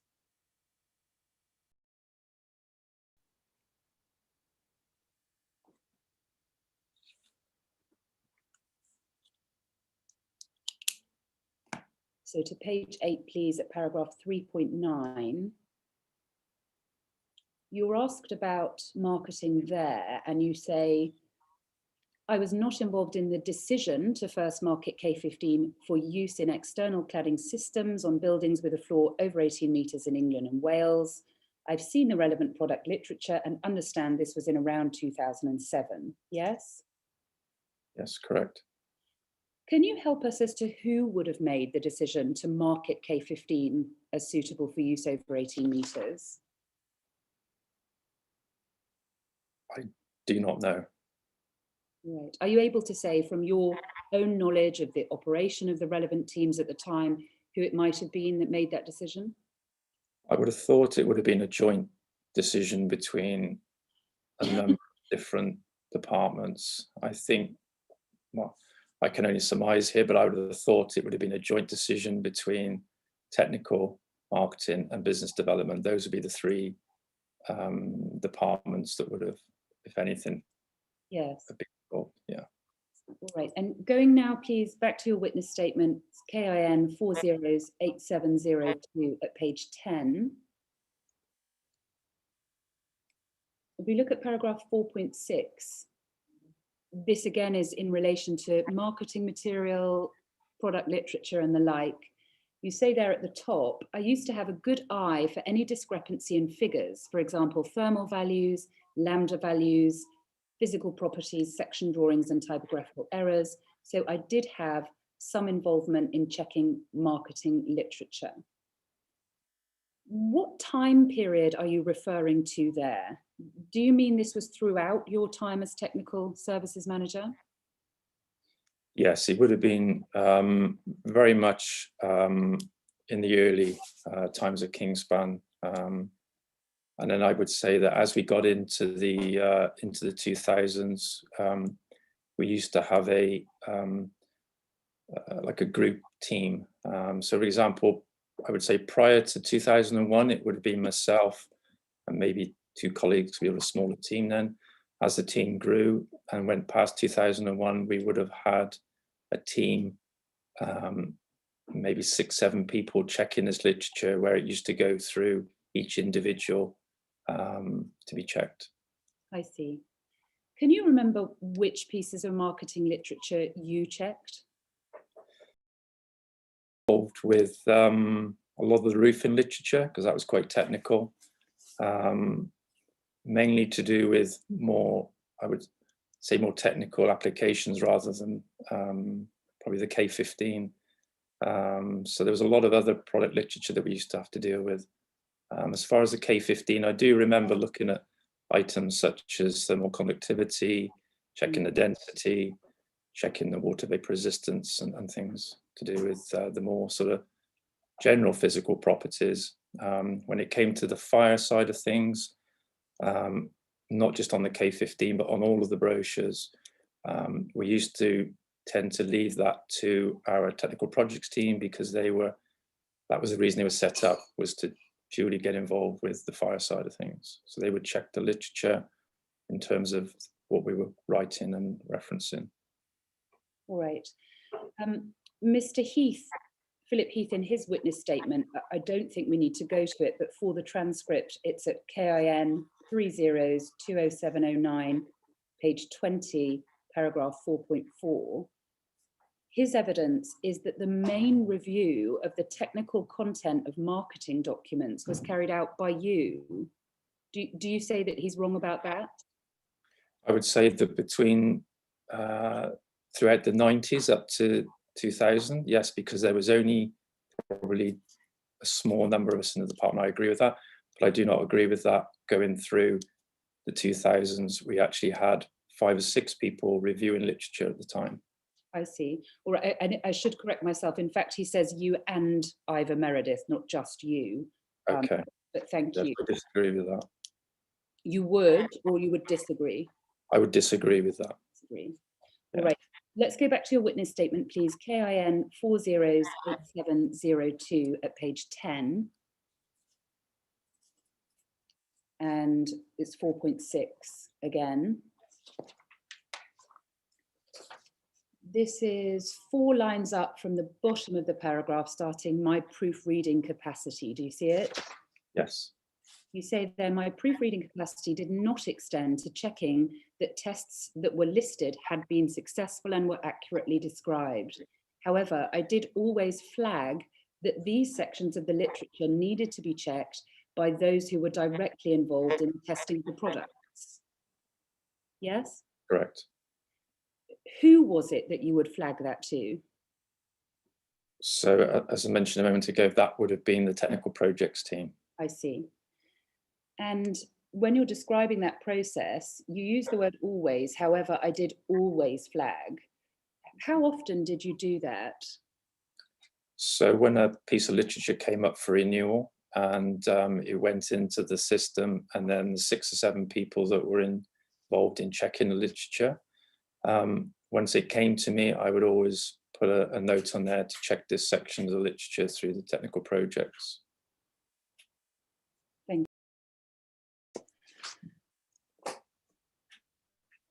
Just thinking about some of the K15 product literature, of which there were several issues over the years, I want to ask you about the entire period. So again, we're looking at 2001 to 2010, before you moved to focus on different jurisdictions.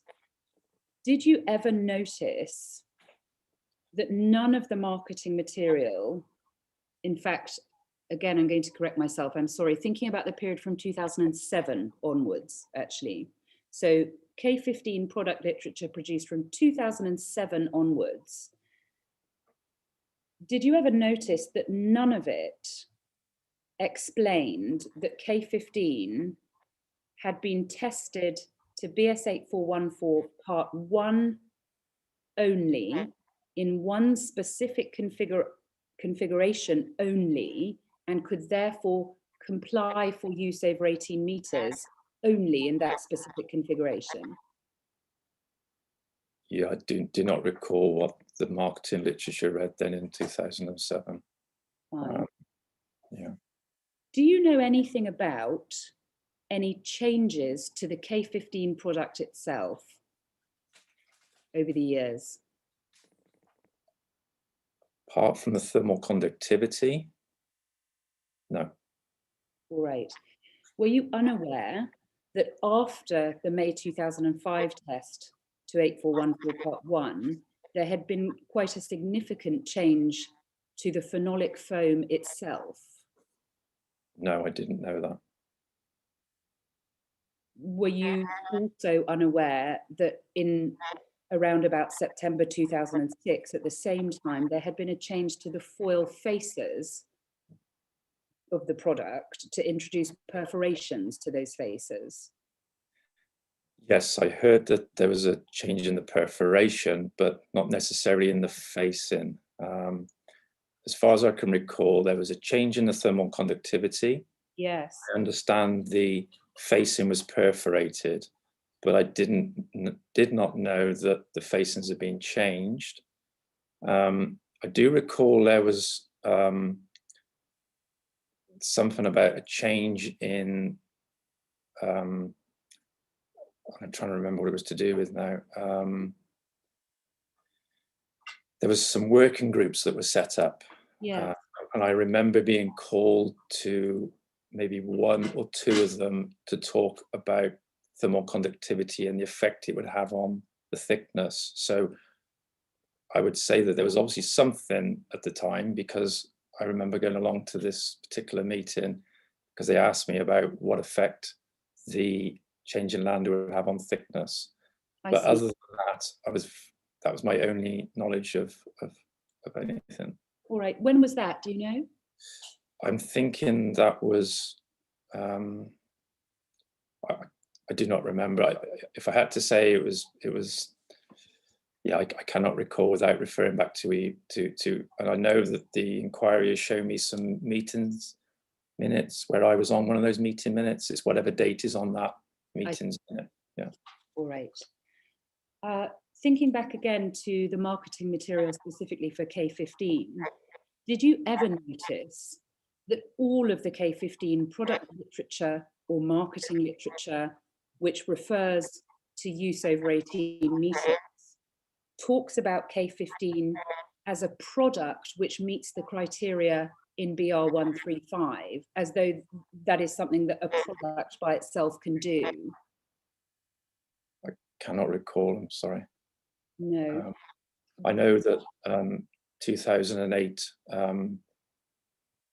was when I started moving away from the UK. 2009, I was moving away from the UK to deal with other bits and projects around the world. So I cannot recall, I'm afraid.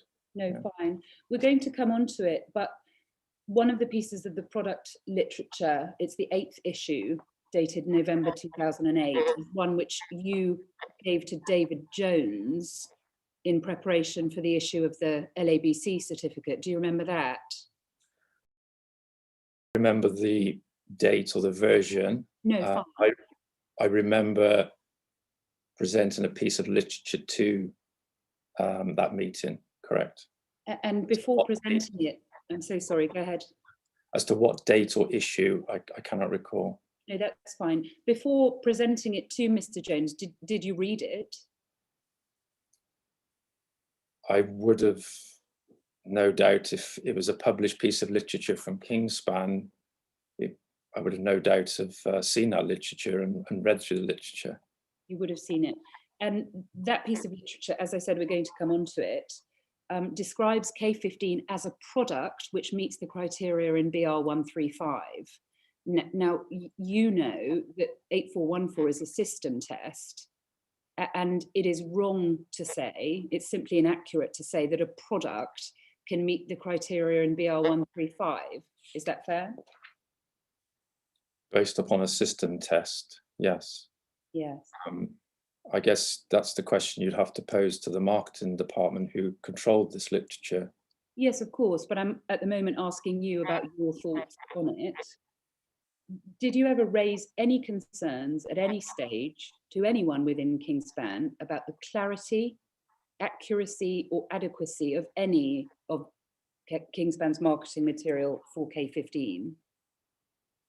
I would say that based on the time period and the fact that our marketing department and our technical projects department were producing this text and format for the literature, I would have assumed that what they were putting in there was technically correct. Yeah, so your answer is no, that you never raised any concerns. No, I didn't, no. Thank you. We're going to look now back at your witness statement, please. KIN 408702 and to page 32.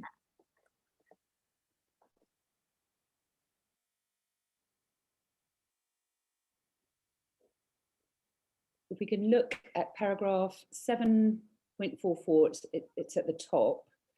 You've been asked there about your own awareness of any concerns which might have been raised about the use of K15 on buildings over 18 meters, all right? Your answer reads, no, I cannot really remember being aware of any concerns. I was often copied into emails relating to matters in which I was not really involved, either just for my information or because people knew I was in a managerial position. If a query was outside of my remit, I would pass it on to the appropriate person within Kingspan to deal with it. I do not remember seeing emails about concerns around the use of K15 over 18 meters, but it is possible that I was copied in on emails relating to this, which I did not read. Is that right? Yes, correct. What do you mean by that? Why would you not have read those emails if you were copied into them? I guess end of the day, I cannot control who sends me an email. There was a culture at the time that emails seemed to be just sent to department heads for whatever reason. But I looked through all of these emails, and the majority of them, I can't understand why I was sent these emails. I've tried to understand why was I sent the emails that where I was copied on. I can only think at the time that I reported into the same department head as the technical projects manager. And I sometimes think that I was copied on emails as a means to show visibility for that particular individual. And I felt that 9 times out of 10, the only reason I was being sent these emails was to show that this particular individual was doing their job. I see.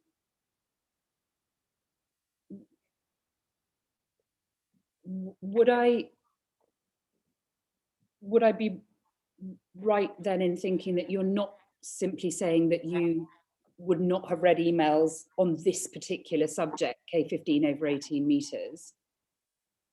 There are other subjects. Yeah, other subjects too. Yeah, I mean, there's when I was in this particular position, and I was obviously in charge of a team as we had, that we didn't just have K15 as a product. There was a multitude of products in our basket. I used to receive emails on a daily basis, which I could physically not read. A lot of those emails, as I say, were from a particular department head to justify his reason for working that day. Who are you talking about there? That was the technical projects manager at the time. Mr. Meredith? Yes. Thank you. Just in terms of emails which may have related to concerns about the use of K15/18 meters, I appreciate that you've told us that you only gave technical advice about the use of K15/18 meters on rare occasions. But even so, wasn't it a risk not to read those emails, in that you might be unaware of something you needed to know in giving technical advice?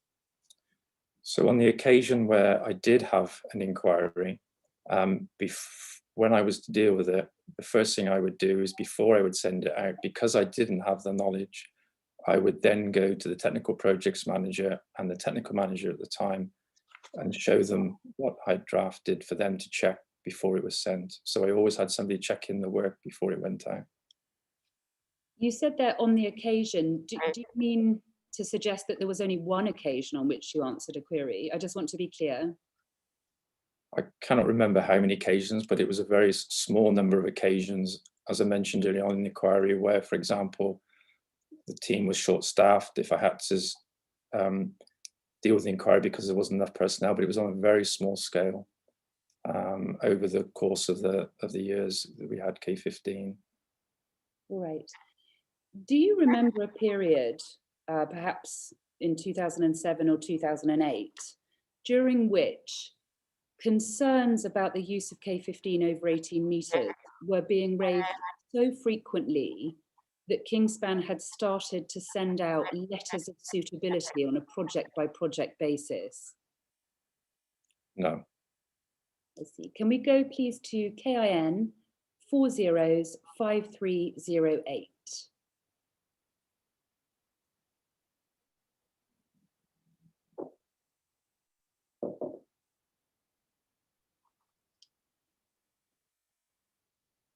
This is quite a long email chain between Alistair Lambie, you, and Ivor Meredith, and it all arises from a query from a firm of architects as to the use of K15 in a 10-story project, and it's in 2007, all right, for context.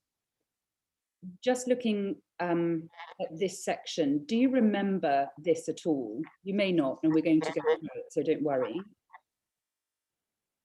No, I do not recall. All right. If we can go down, please, to page 4 of this chain, to the bottom of page 4. Yeah, thank you. At the very bottom of page 4, we can see that there's an email from someone called Beatrice Bryant, that's the client, sent to Alistair Lambie on the 27th of July, 2007. Do you see that? Yes. And if we go down to page 5, she has said to Mr. Lambie, at the top of the page there, we are considering specifying this for a 10-story project, residential, and our fire consultant has asked me to ask you to send us a copy of the assessment that was carried out in accordance with BR 135. Do you see that? Yes. If we go up the chain, please, to the next email timed at 08:23 on the 8th of August, 2007, Mr. Lambie sends that email on to you and only to you. Do you see that? Yes. And he says there, the suitability of K15 in a ventilated cavity over 18 meters is being questioned more and more in Scotland.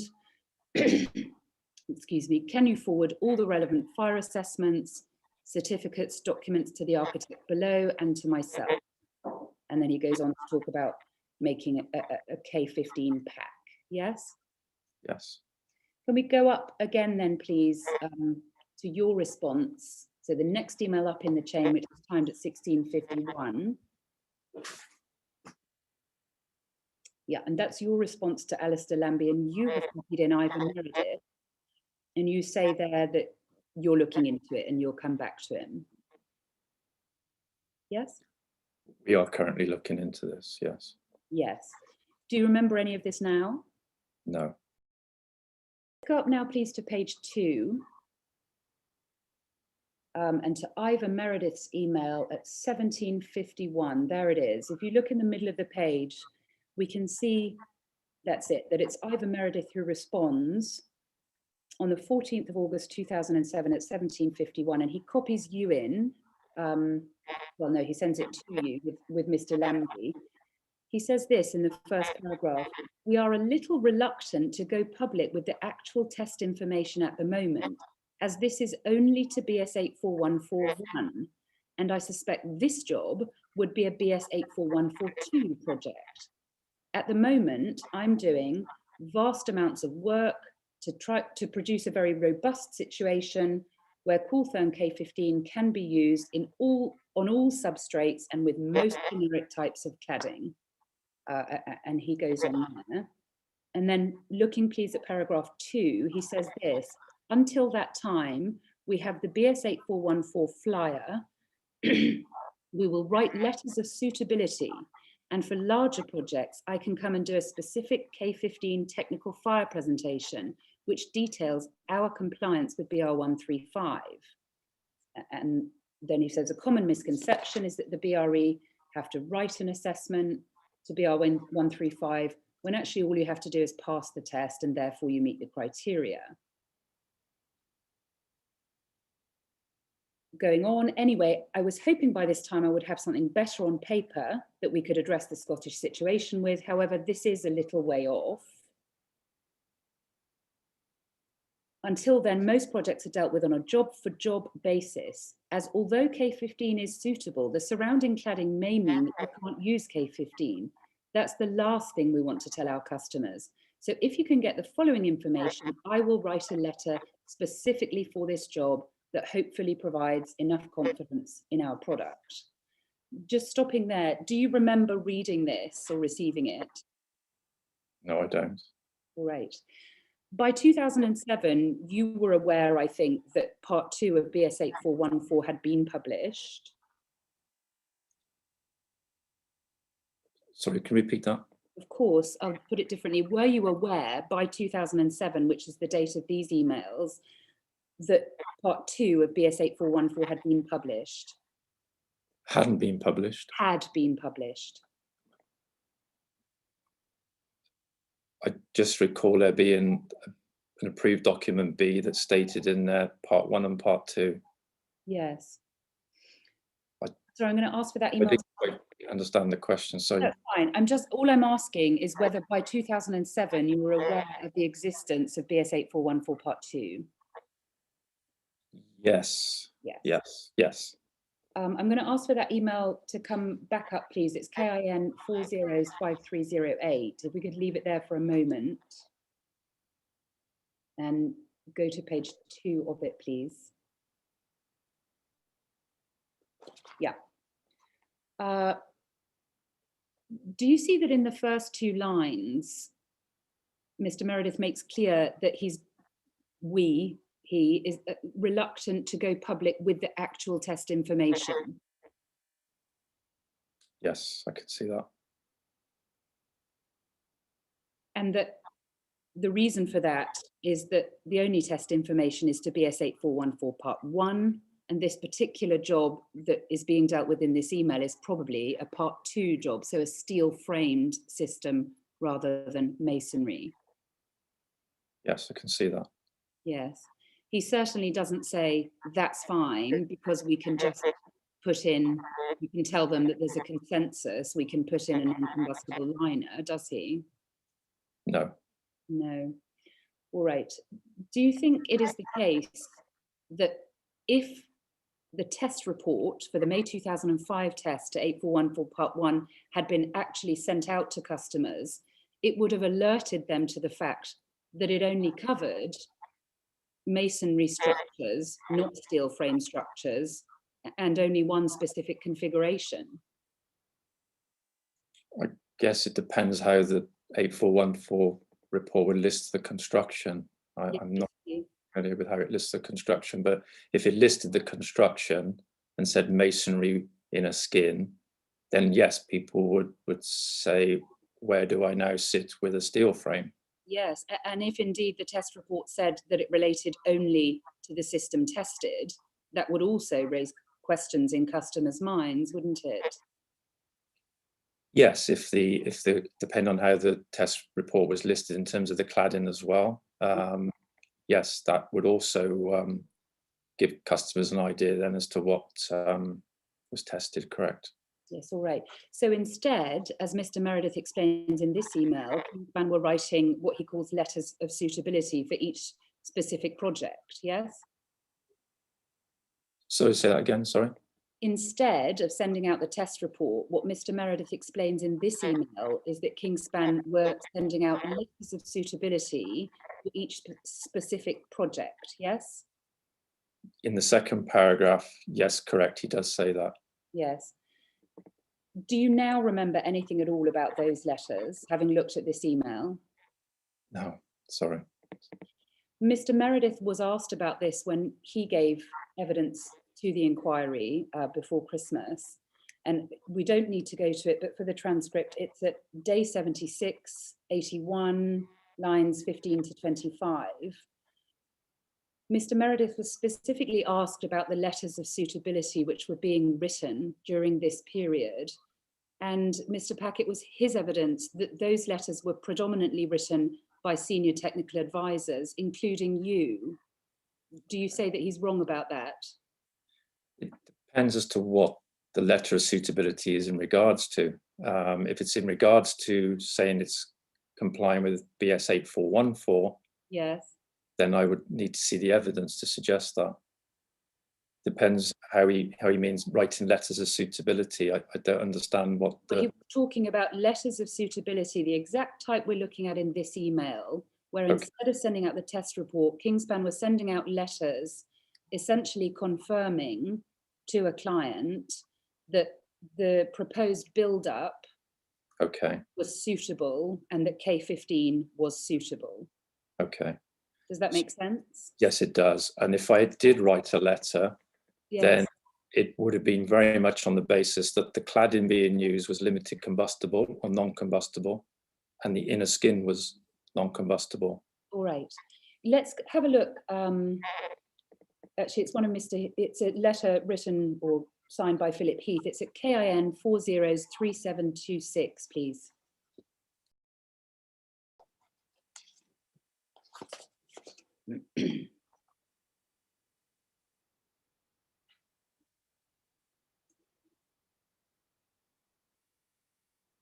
So the letter is dated the 29th of October 2008, and it's a letter to Simon Hepworth at Aztec Project about a residential development called Grosvenor Waterside. Do you see that? Yes. Do you think you've seen this letter before? Take your time to look through it. Do you remember it at all?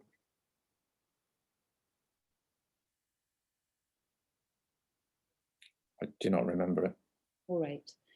It's a fairly dense letter and we don't need to go through it line by line, although we can do if at any stage you need to. As an overview, Mr. Heath does confirm in it, this is at the 4th paragraph on page 1, beginning section 12, and I'm paraphrasing, but he does confirm that K15 is not a material of limited combustibility, and that in order to be used over 18 meters, the designer can follow the BR135 route to compliance. And Then if we can look at his final paragraph on page 1, he says this: as you will appreciate, it is not practically or financially feasible for a component manufacturer such as Kingspan to test in accordance with 841 with every rain screen cladding material and component currently available. However, tests undertaken by ourselves with and without a generic cladding system showed the requirements of BR 135 via BS 8414 test method were achieved. And then going over onto page 2, please.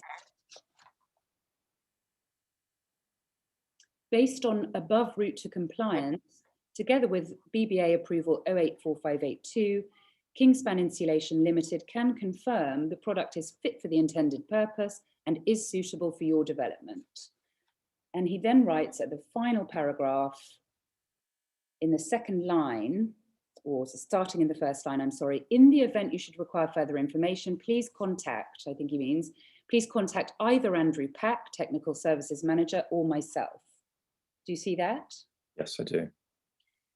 Why is it you that's named as the alternative contact for Philip Heath in this type of letter? I do not know why. Were you I can unaware? only think because I was a close contact for Philip Heath. He's put me in that letter, but I do not recall why he's put me in there. I can only think that because I was a unit head, he's put me in there in case somebody couldn't get hold of him by telephone call to come through myself, because I used to obviously report straight into Philip Heath. Yes. You should put Ivor Meredith in there. Yes, because on your evidence, if this customer, Simon Hepworth, had contacted you, you wouldn't have been able to assist him, would you? Correct. Were you aware that Philip Heath was naming you as the alternative contact in this way in his letters of suitability? No. Do you say that it's an error? I can't comment on why he put my name in there, other than the fact that I was always available in the office as if somebody was to ring up. So maybe he thought that by putting my name in there as a department head, but from the content of the material within this letter, I was the wrong name. I see. All right. Can we go now to KIN 405365, please?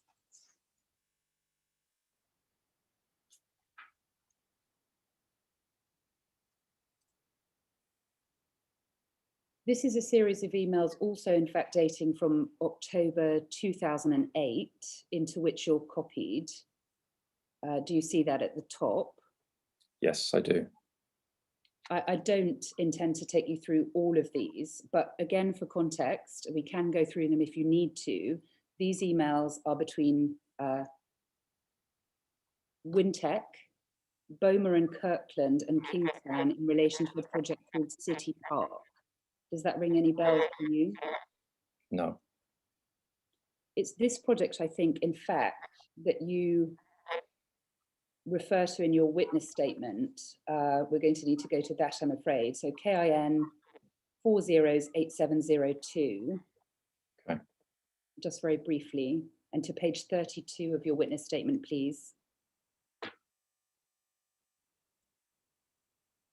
It's, yeah, paragraph 7.44. We need to go to the 7th line down, which starts, the first part of it is not read, and then it says, I have been shown. Do you see that? Yes. You say that I have been shown an email chain in which I prepared a response to a customer regarding the use of K15 above 18 meters. Whilst I do not specifically recall this email, it is likely that I was asked to draft a response to a customer as a one-off because other members of the team were indisposed and unable to respond quickly. Yes? Yes. And you go on to say, just as you've explained, that you ran it past Philip Heath and Ivor Meredith in draft before sending it out. Do you remember that? Yes, I recall at the time when I did my original draft statement, I didn't recall it. Then they showed me an email. I still didn't recall the email, but obviously it shows I have drafted some response, which then I ran past Philip Heath and Ivor Meredith. Yes. Check. So I guess to recap, I don't recall the email. Then I was shown the email. I still didn't recall the email, but the proof is that I wrote the draft text, which was then passed through Philip Heath and Ivor Meredith to check.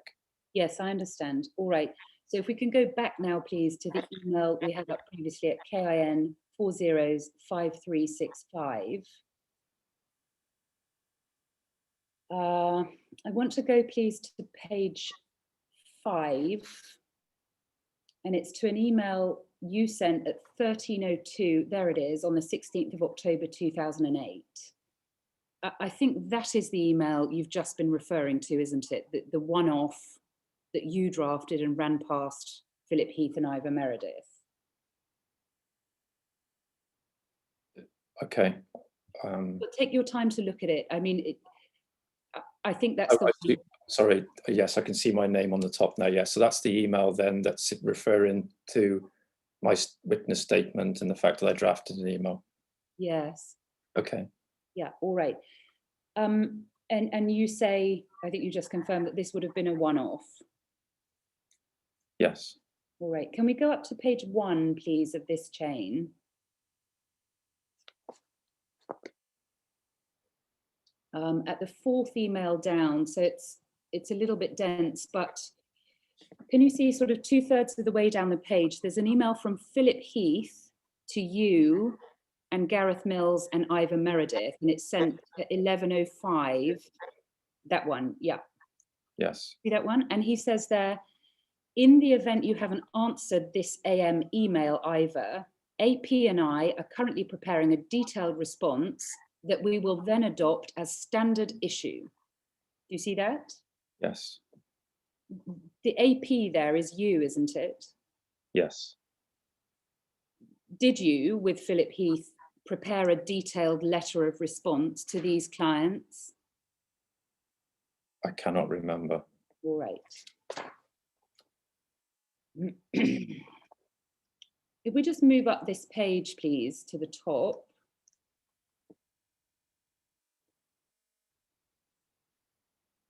You're still copied in there, along with Philip Heath, in Ivor Meredith's email, where he says, before I go back up north today, can we agree the strategy for rain screens and Wintec? I think we should consider a slight amendment to the lit. That means literature presumably does it. Yes, I would read that as being literature. To mention fire barriers. I'm available and in the office between 10:30 and 1. Do you see that? Yes. What can you remember, if anything, about the firm Wintec? Nothing, I'm afraid, sorry. You don't remember that particular firm raising issues as to the suitability for use of K15 over 18 meters? My understanding of Wintec is they're a consultant or a third-party consultant that look at fire on buildings. Yes. I've heard of the name. I've actually heard of the name probably more in my latter career over here in the Middle East than I did in the UK. I see. I do know the name, but I do not know as to what context this email is in relation to Wintec, and the fact that this email that Philip Heath is referring to. Yes. Did you take any part in agreeing a strategy for rain screens and Wintec, as Mr. Meredith mentions there in his first line? No. I see. Is this, Mr. Pack, another email which you were copied into for no good reason at all? Absolutely. I see. Did you think ever, forgive me, but did you think ever of saying to someone, stop copying me into these emails, I'm not reading them, they're nothing to do with me? I guess at the time, I mean, looking back in hindsight, yes, you do refer to people to say, please, you know, why do you keep copying me in on these emails? I mean, I've bound to have had conversations over the time. The culture very much was an email culture of CCing everybody and sending emails to everybody. I'm sure at some stage I would have said, please, but I cannot recall on what subjects and topics. No, I understand. I just, the reason I ask, I mean, the emails we've looked at are not copying in huge mailing lists or huge numbers of people, they're generally copying in you and Mr. Meredith or you and Mr. Heath. And in relation to the letter that we looked at about Grosvenor Waterside, it's you alone that's named as the alternative contact for Mr. Heath. So it's not really a situation of a culture of just copying in everyone, is it? It seems to be a sort of ongoing error as to what your role is and your remit. Is that fair?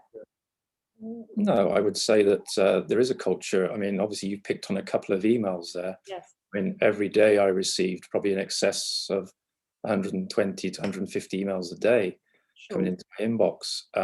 I can't physically read every email that comes in.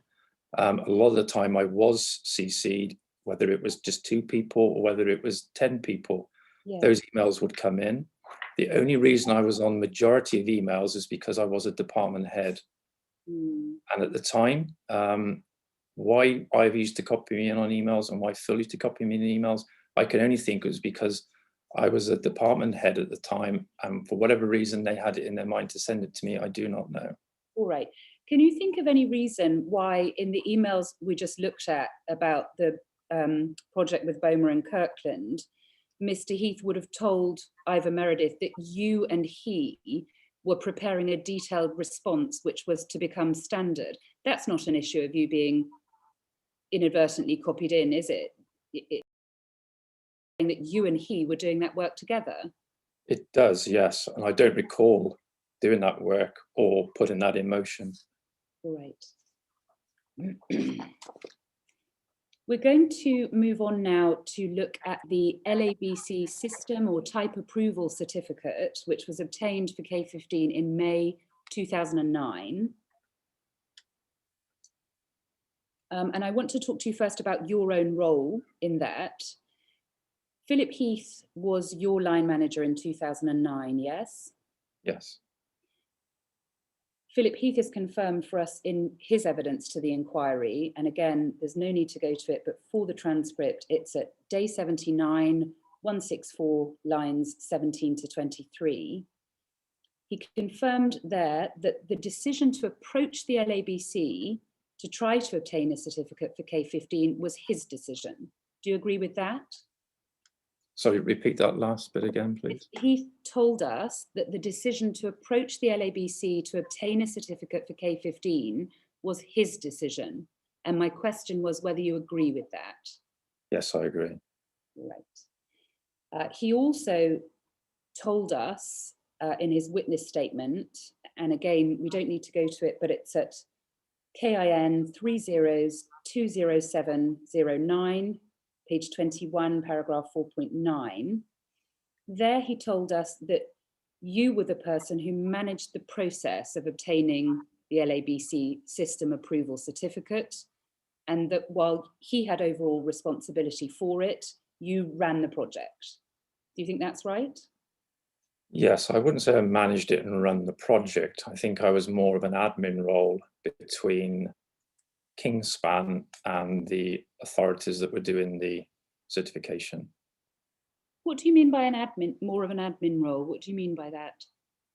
So basically, I'd never done a certification before in Kingspan. I'm not a project manager.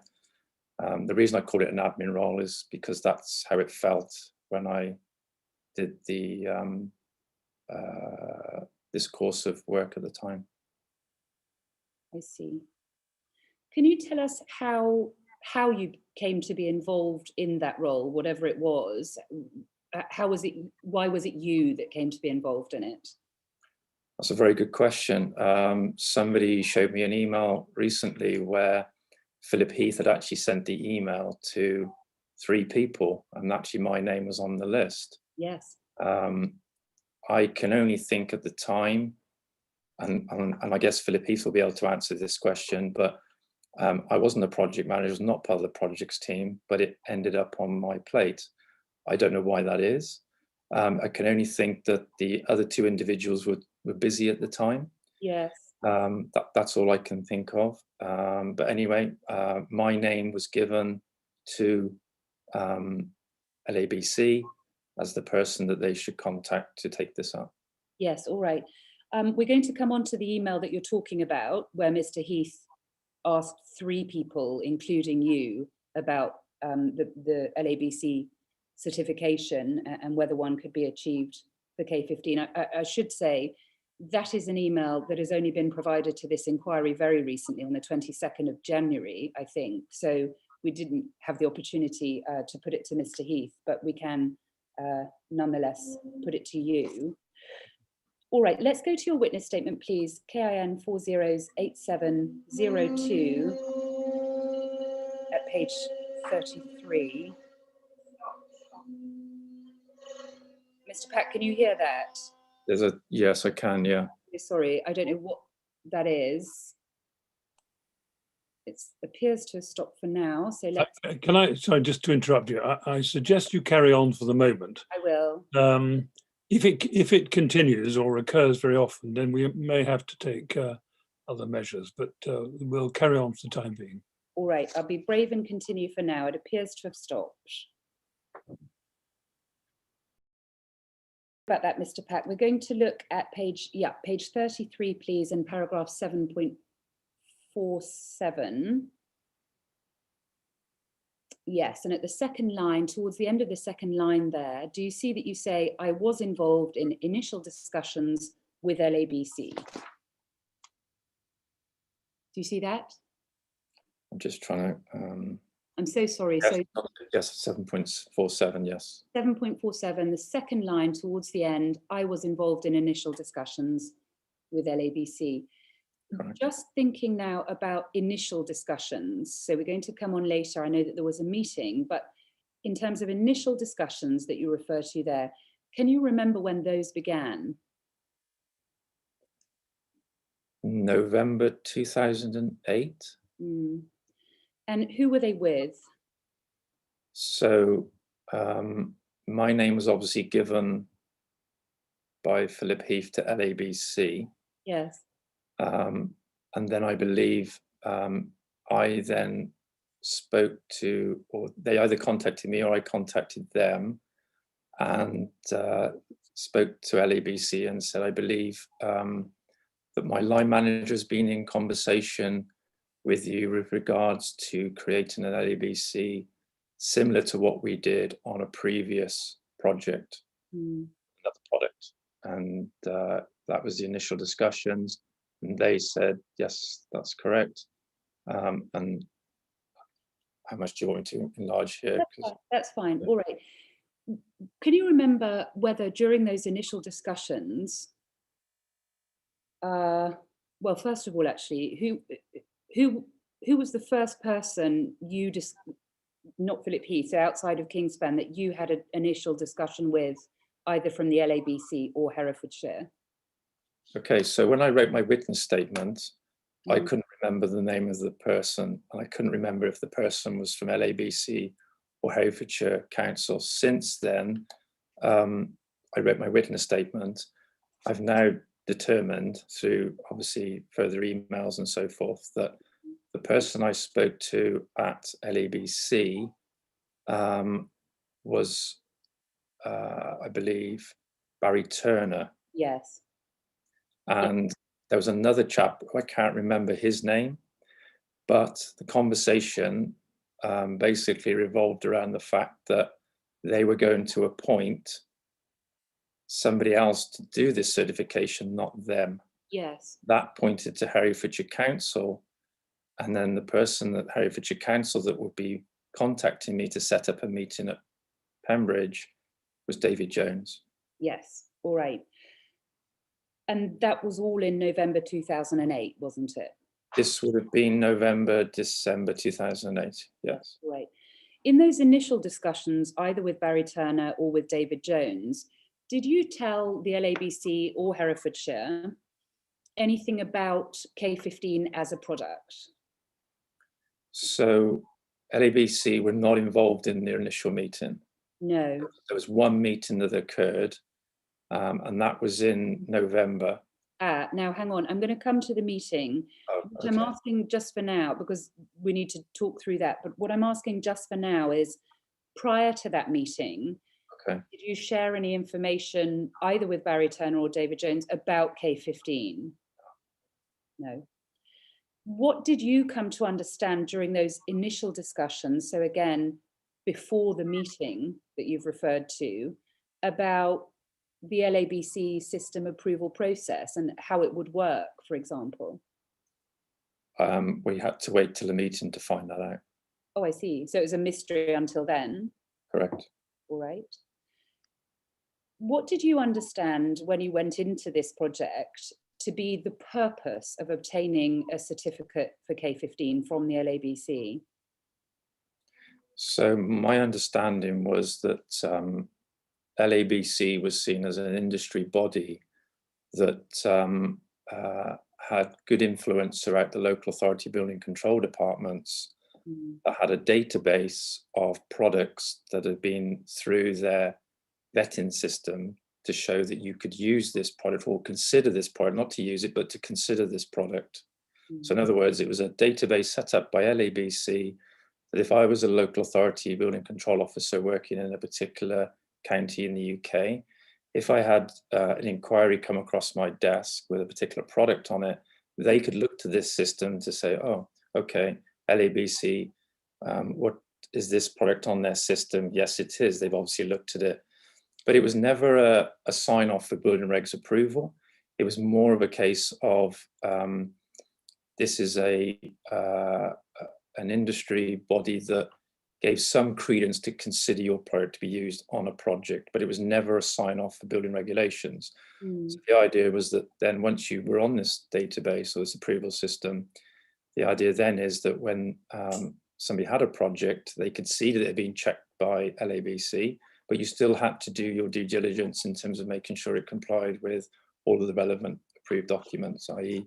Part B, Part L, etc. Yes, all right. Where did you learn all of that from about the LABC? That would have been, I remember a article in a magazine. I remember a book coming through in the post. There was a lot of advertising going on around at the time, years before this, that sort of mentioned that LABC are here to help local authorities around the country, because a lot of local authorities in the UK, they used to receive an inquiry and not always were the local authority up to speed on a lot of the information. So they used to use the LABC to update their knowledge and technical knowledge. So the LABC started putting out flyers and articles and books to say, look, we are this industry body that you can come to for advice. And it wasn't just the local authorities. I mean, I used to remember inquiries I used to deal with. I used to ring LABC direct over the course of my time at Kingspan. Right. I want to take you just very briefly to your witness statement where you cover some of that actually. And there's just something I want to ask you about it. So back to KIN 408702, please, and to page 35.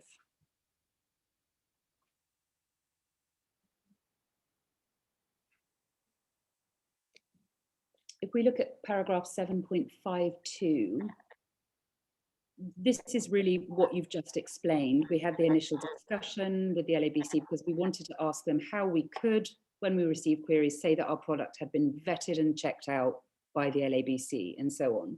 That's essentially what you've just explained, yes?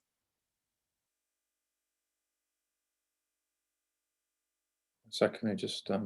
Yes, of course. Yes, correct. Yes, yes, vetted and checked out by the LABC as a product that could be considered, correct. And it says in the third line, as a product which could be considered for use both above and below 18 meters. Do you see that? Yes. And then you go on to say, of course, this was subject to the system build-up in which it was proposed to be used on a project, complying with approved document B. Yes? Do you see that? Yes. I just want to ask you, you say there, it's the fourth line down, of course, this was subject to the system complying with ADB. Why do you say that? Do you say that because it's something obvious? I do not know why I put the word of course. All right. Was it, let me put it differently, was it obvious to you I'm sorry, I need that back actually. We just go back to KIN 408702 into the same page. Yeah, thank you.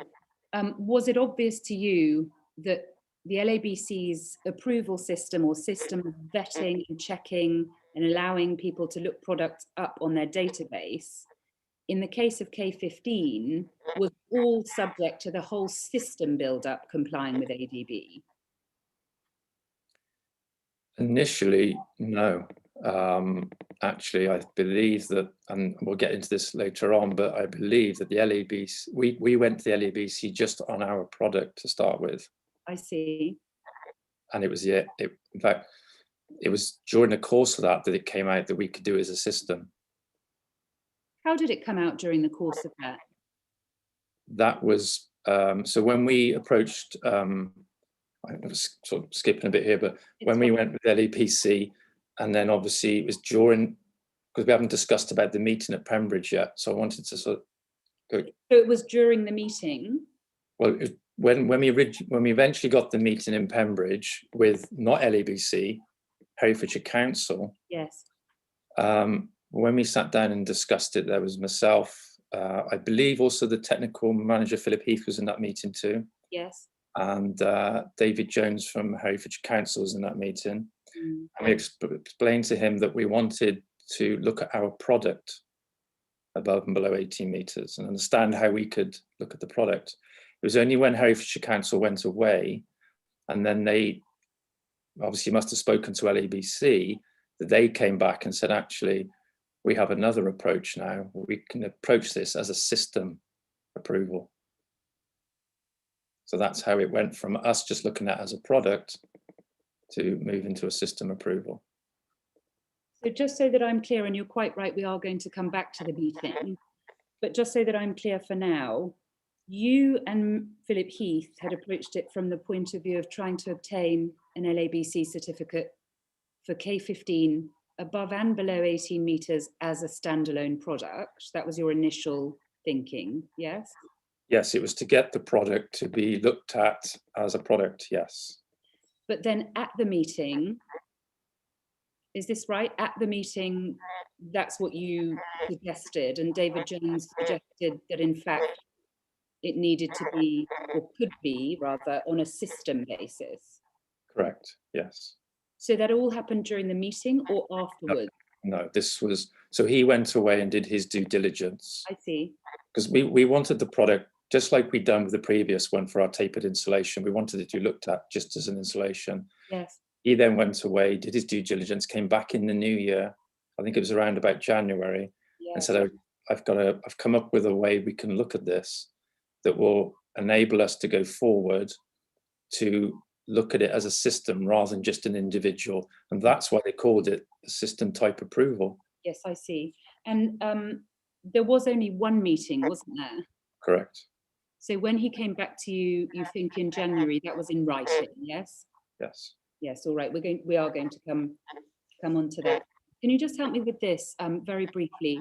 When you say that initially you had intended to approach the LABC for a certificate for K15 as a standalone product for use above and below 18 metres, just help me to understand how could a certificate be given for K15 as a standalone product to be used over 18 metres, given what you knew about 8414 as a system test? Yeah, well, that's why, obviously, I mean, you've got to go back now to 2008, and we were obviously discussing how do we as an industry look at this? I mean, we were looking, that's exactly why we had the meeting. I mean, we had a team behind us that obviously wanted to put this product out into the marketplace, but before we can do that, we need to understand what can we do. So obviously, one of the first things I said to presented what we wanted with our product. We looked to LABC because they were the industry body, they knew what they were doing, but actually it was Herefordshire Council that was doing the meeting, not LABC. Yes. Herefordshire Council looked at what we were trying to do. They obviously, looked at the due diligence, came back and said, look, we can't take this on as a product on its own, which I agreed. and everybody agreed with. So we stopped it as a standalone product, because if you go back to the original question where you're asking what was my idea about LABC, it wasn't really to do with fire in my mind. LABC was an industry body that covered many different topics, not just fire. So when we were looking at this product and at the initial meeting, my initial meeting was not about fire, it was more about this system that they had that allowed architects and consultants to first of all see the product, to see that it had been flagged up as a material, let alone getting into the detail of fire and thermal and moisture. Yes, So when we mentioned that we had this product and we wanted to be able to use it on buildings above and below 80 meters, I wasn't saying we have all the certification in place to say we can do that. It was more of a question of, we have this product, we want to bring it to market, we want to be able to use it on below 18 meters and obviously above 18 meters, although most of the projects that we mostly had were below 80 meters in the UK. And then they went away, did their due diligence. They then came back and said, I think the best way forward for this, to be able to comply with various, obviously, what have they been looking at, was the system approval. Yes, all right, thank you. Mr. Peck, I'm going to pause there for a moment because I see that it's just after 1, and hand over to ask the chairman whether this might be a good time to stop for lunch. Yes, well, I thank you very much. I think it would, wouldn't it? We will break now so that we can have some lunch, and you, Mr. Pack, can also have some refreshment if you so wish. We'll start again at 2 o'clock our time, please. And please remember not to talk to anyone about your evidence or anything to do with it while we're in the break. All right? Thank you. See you later on. Thank you very much indeed. Thank you.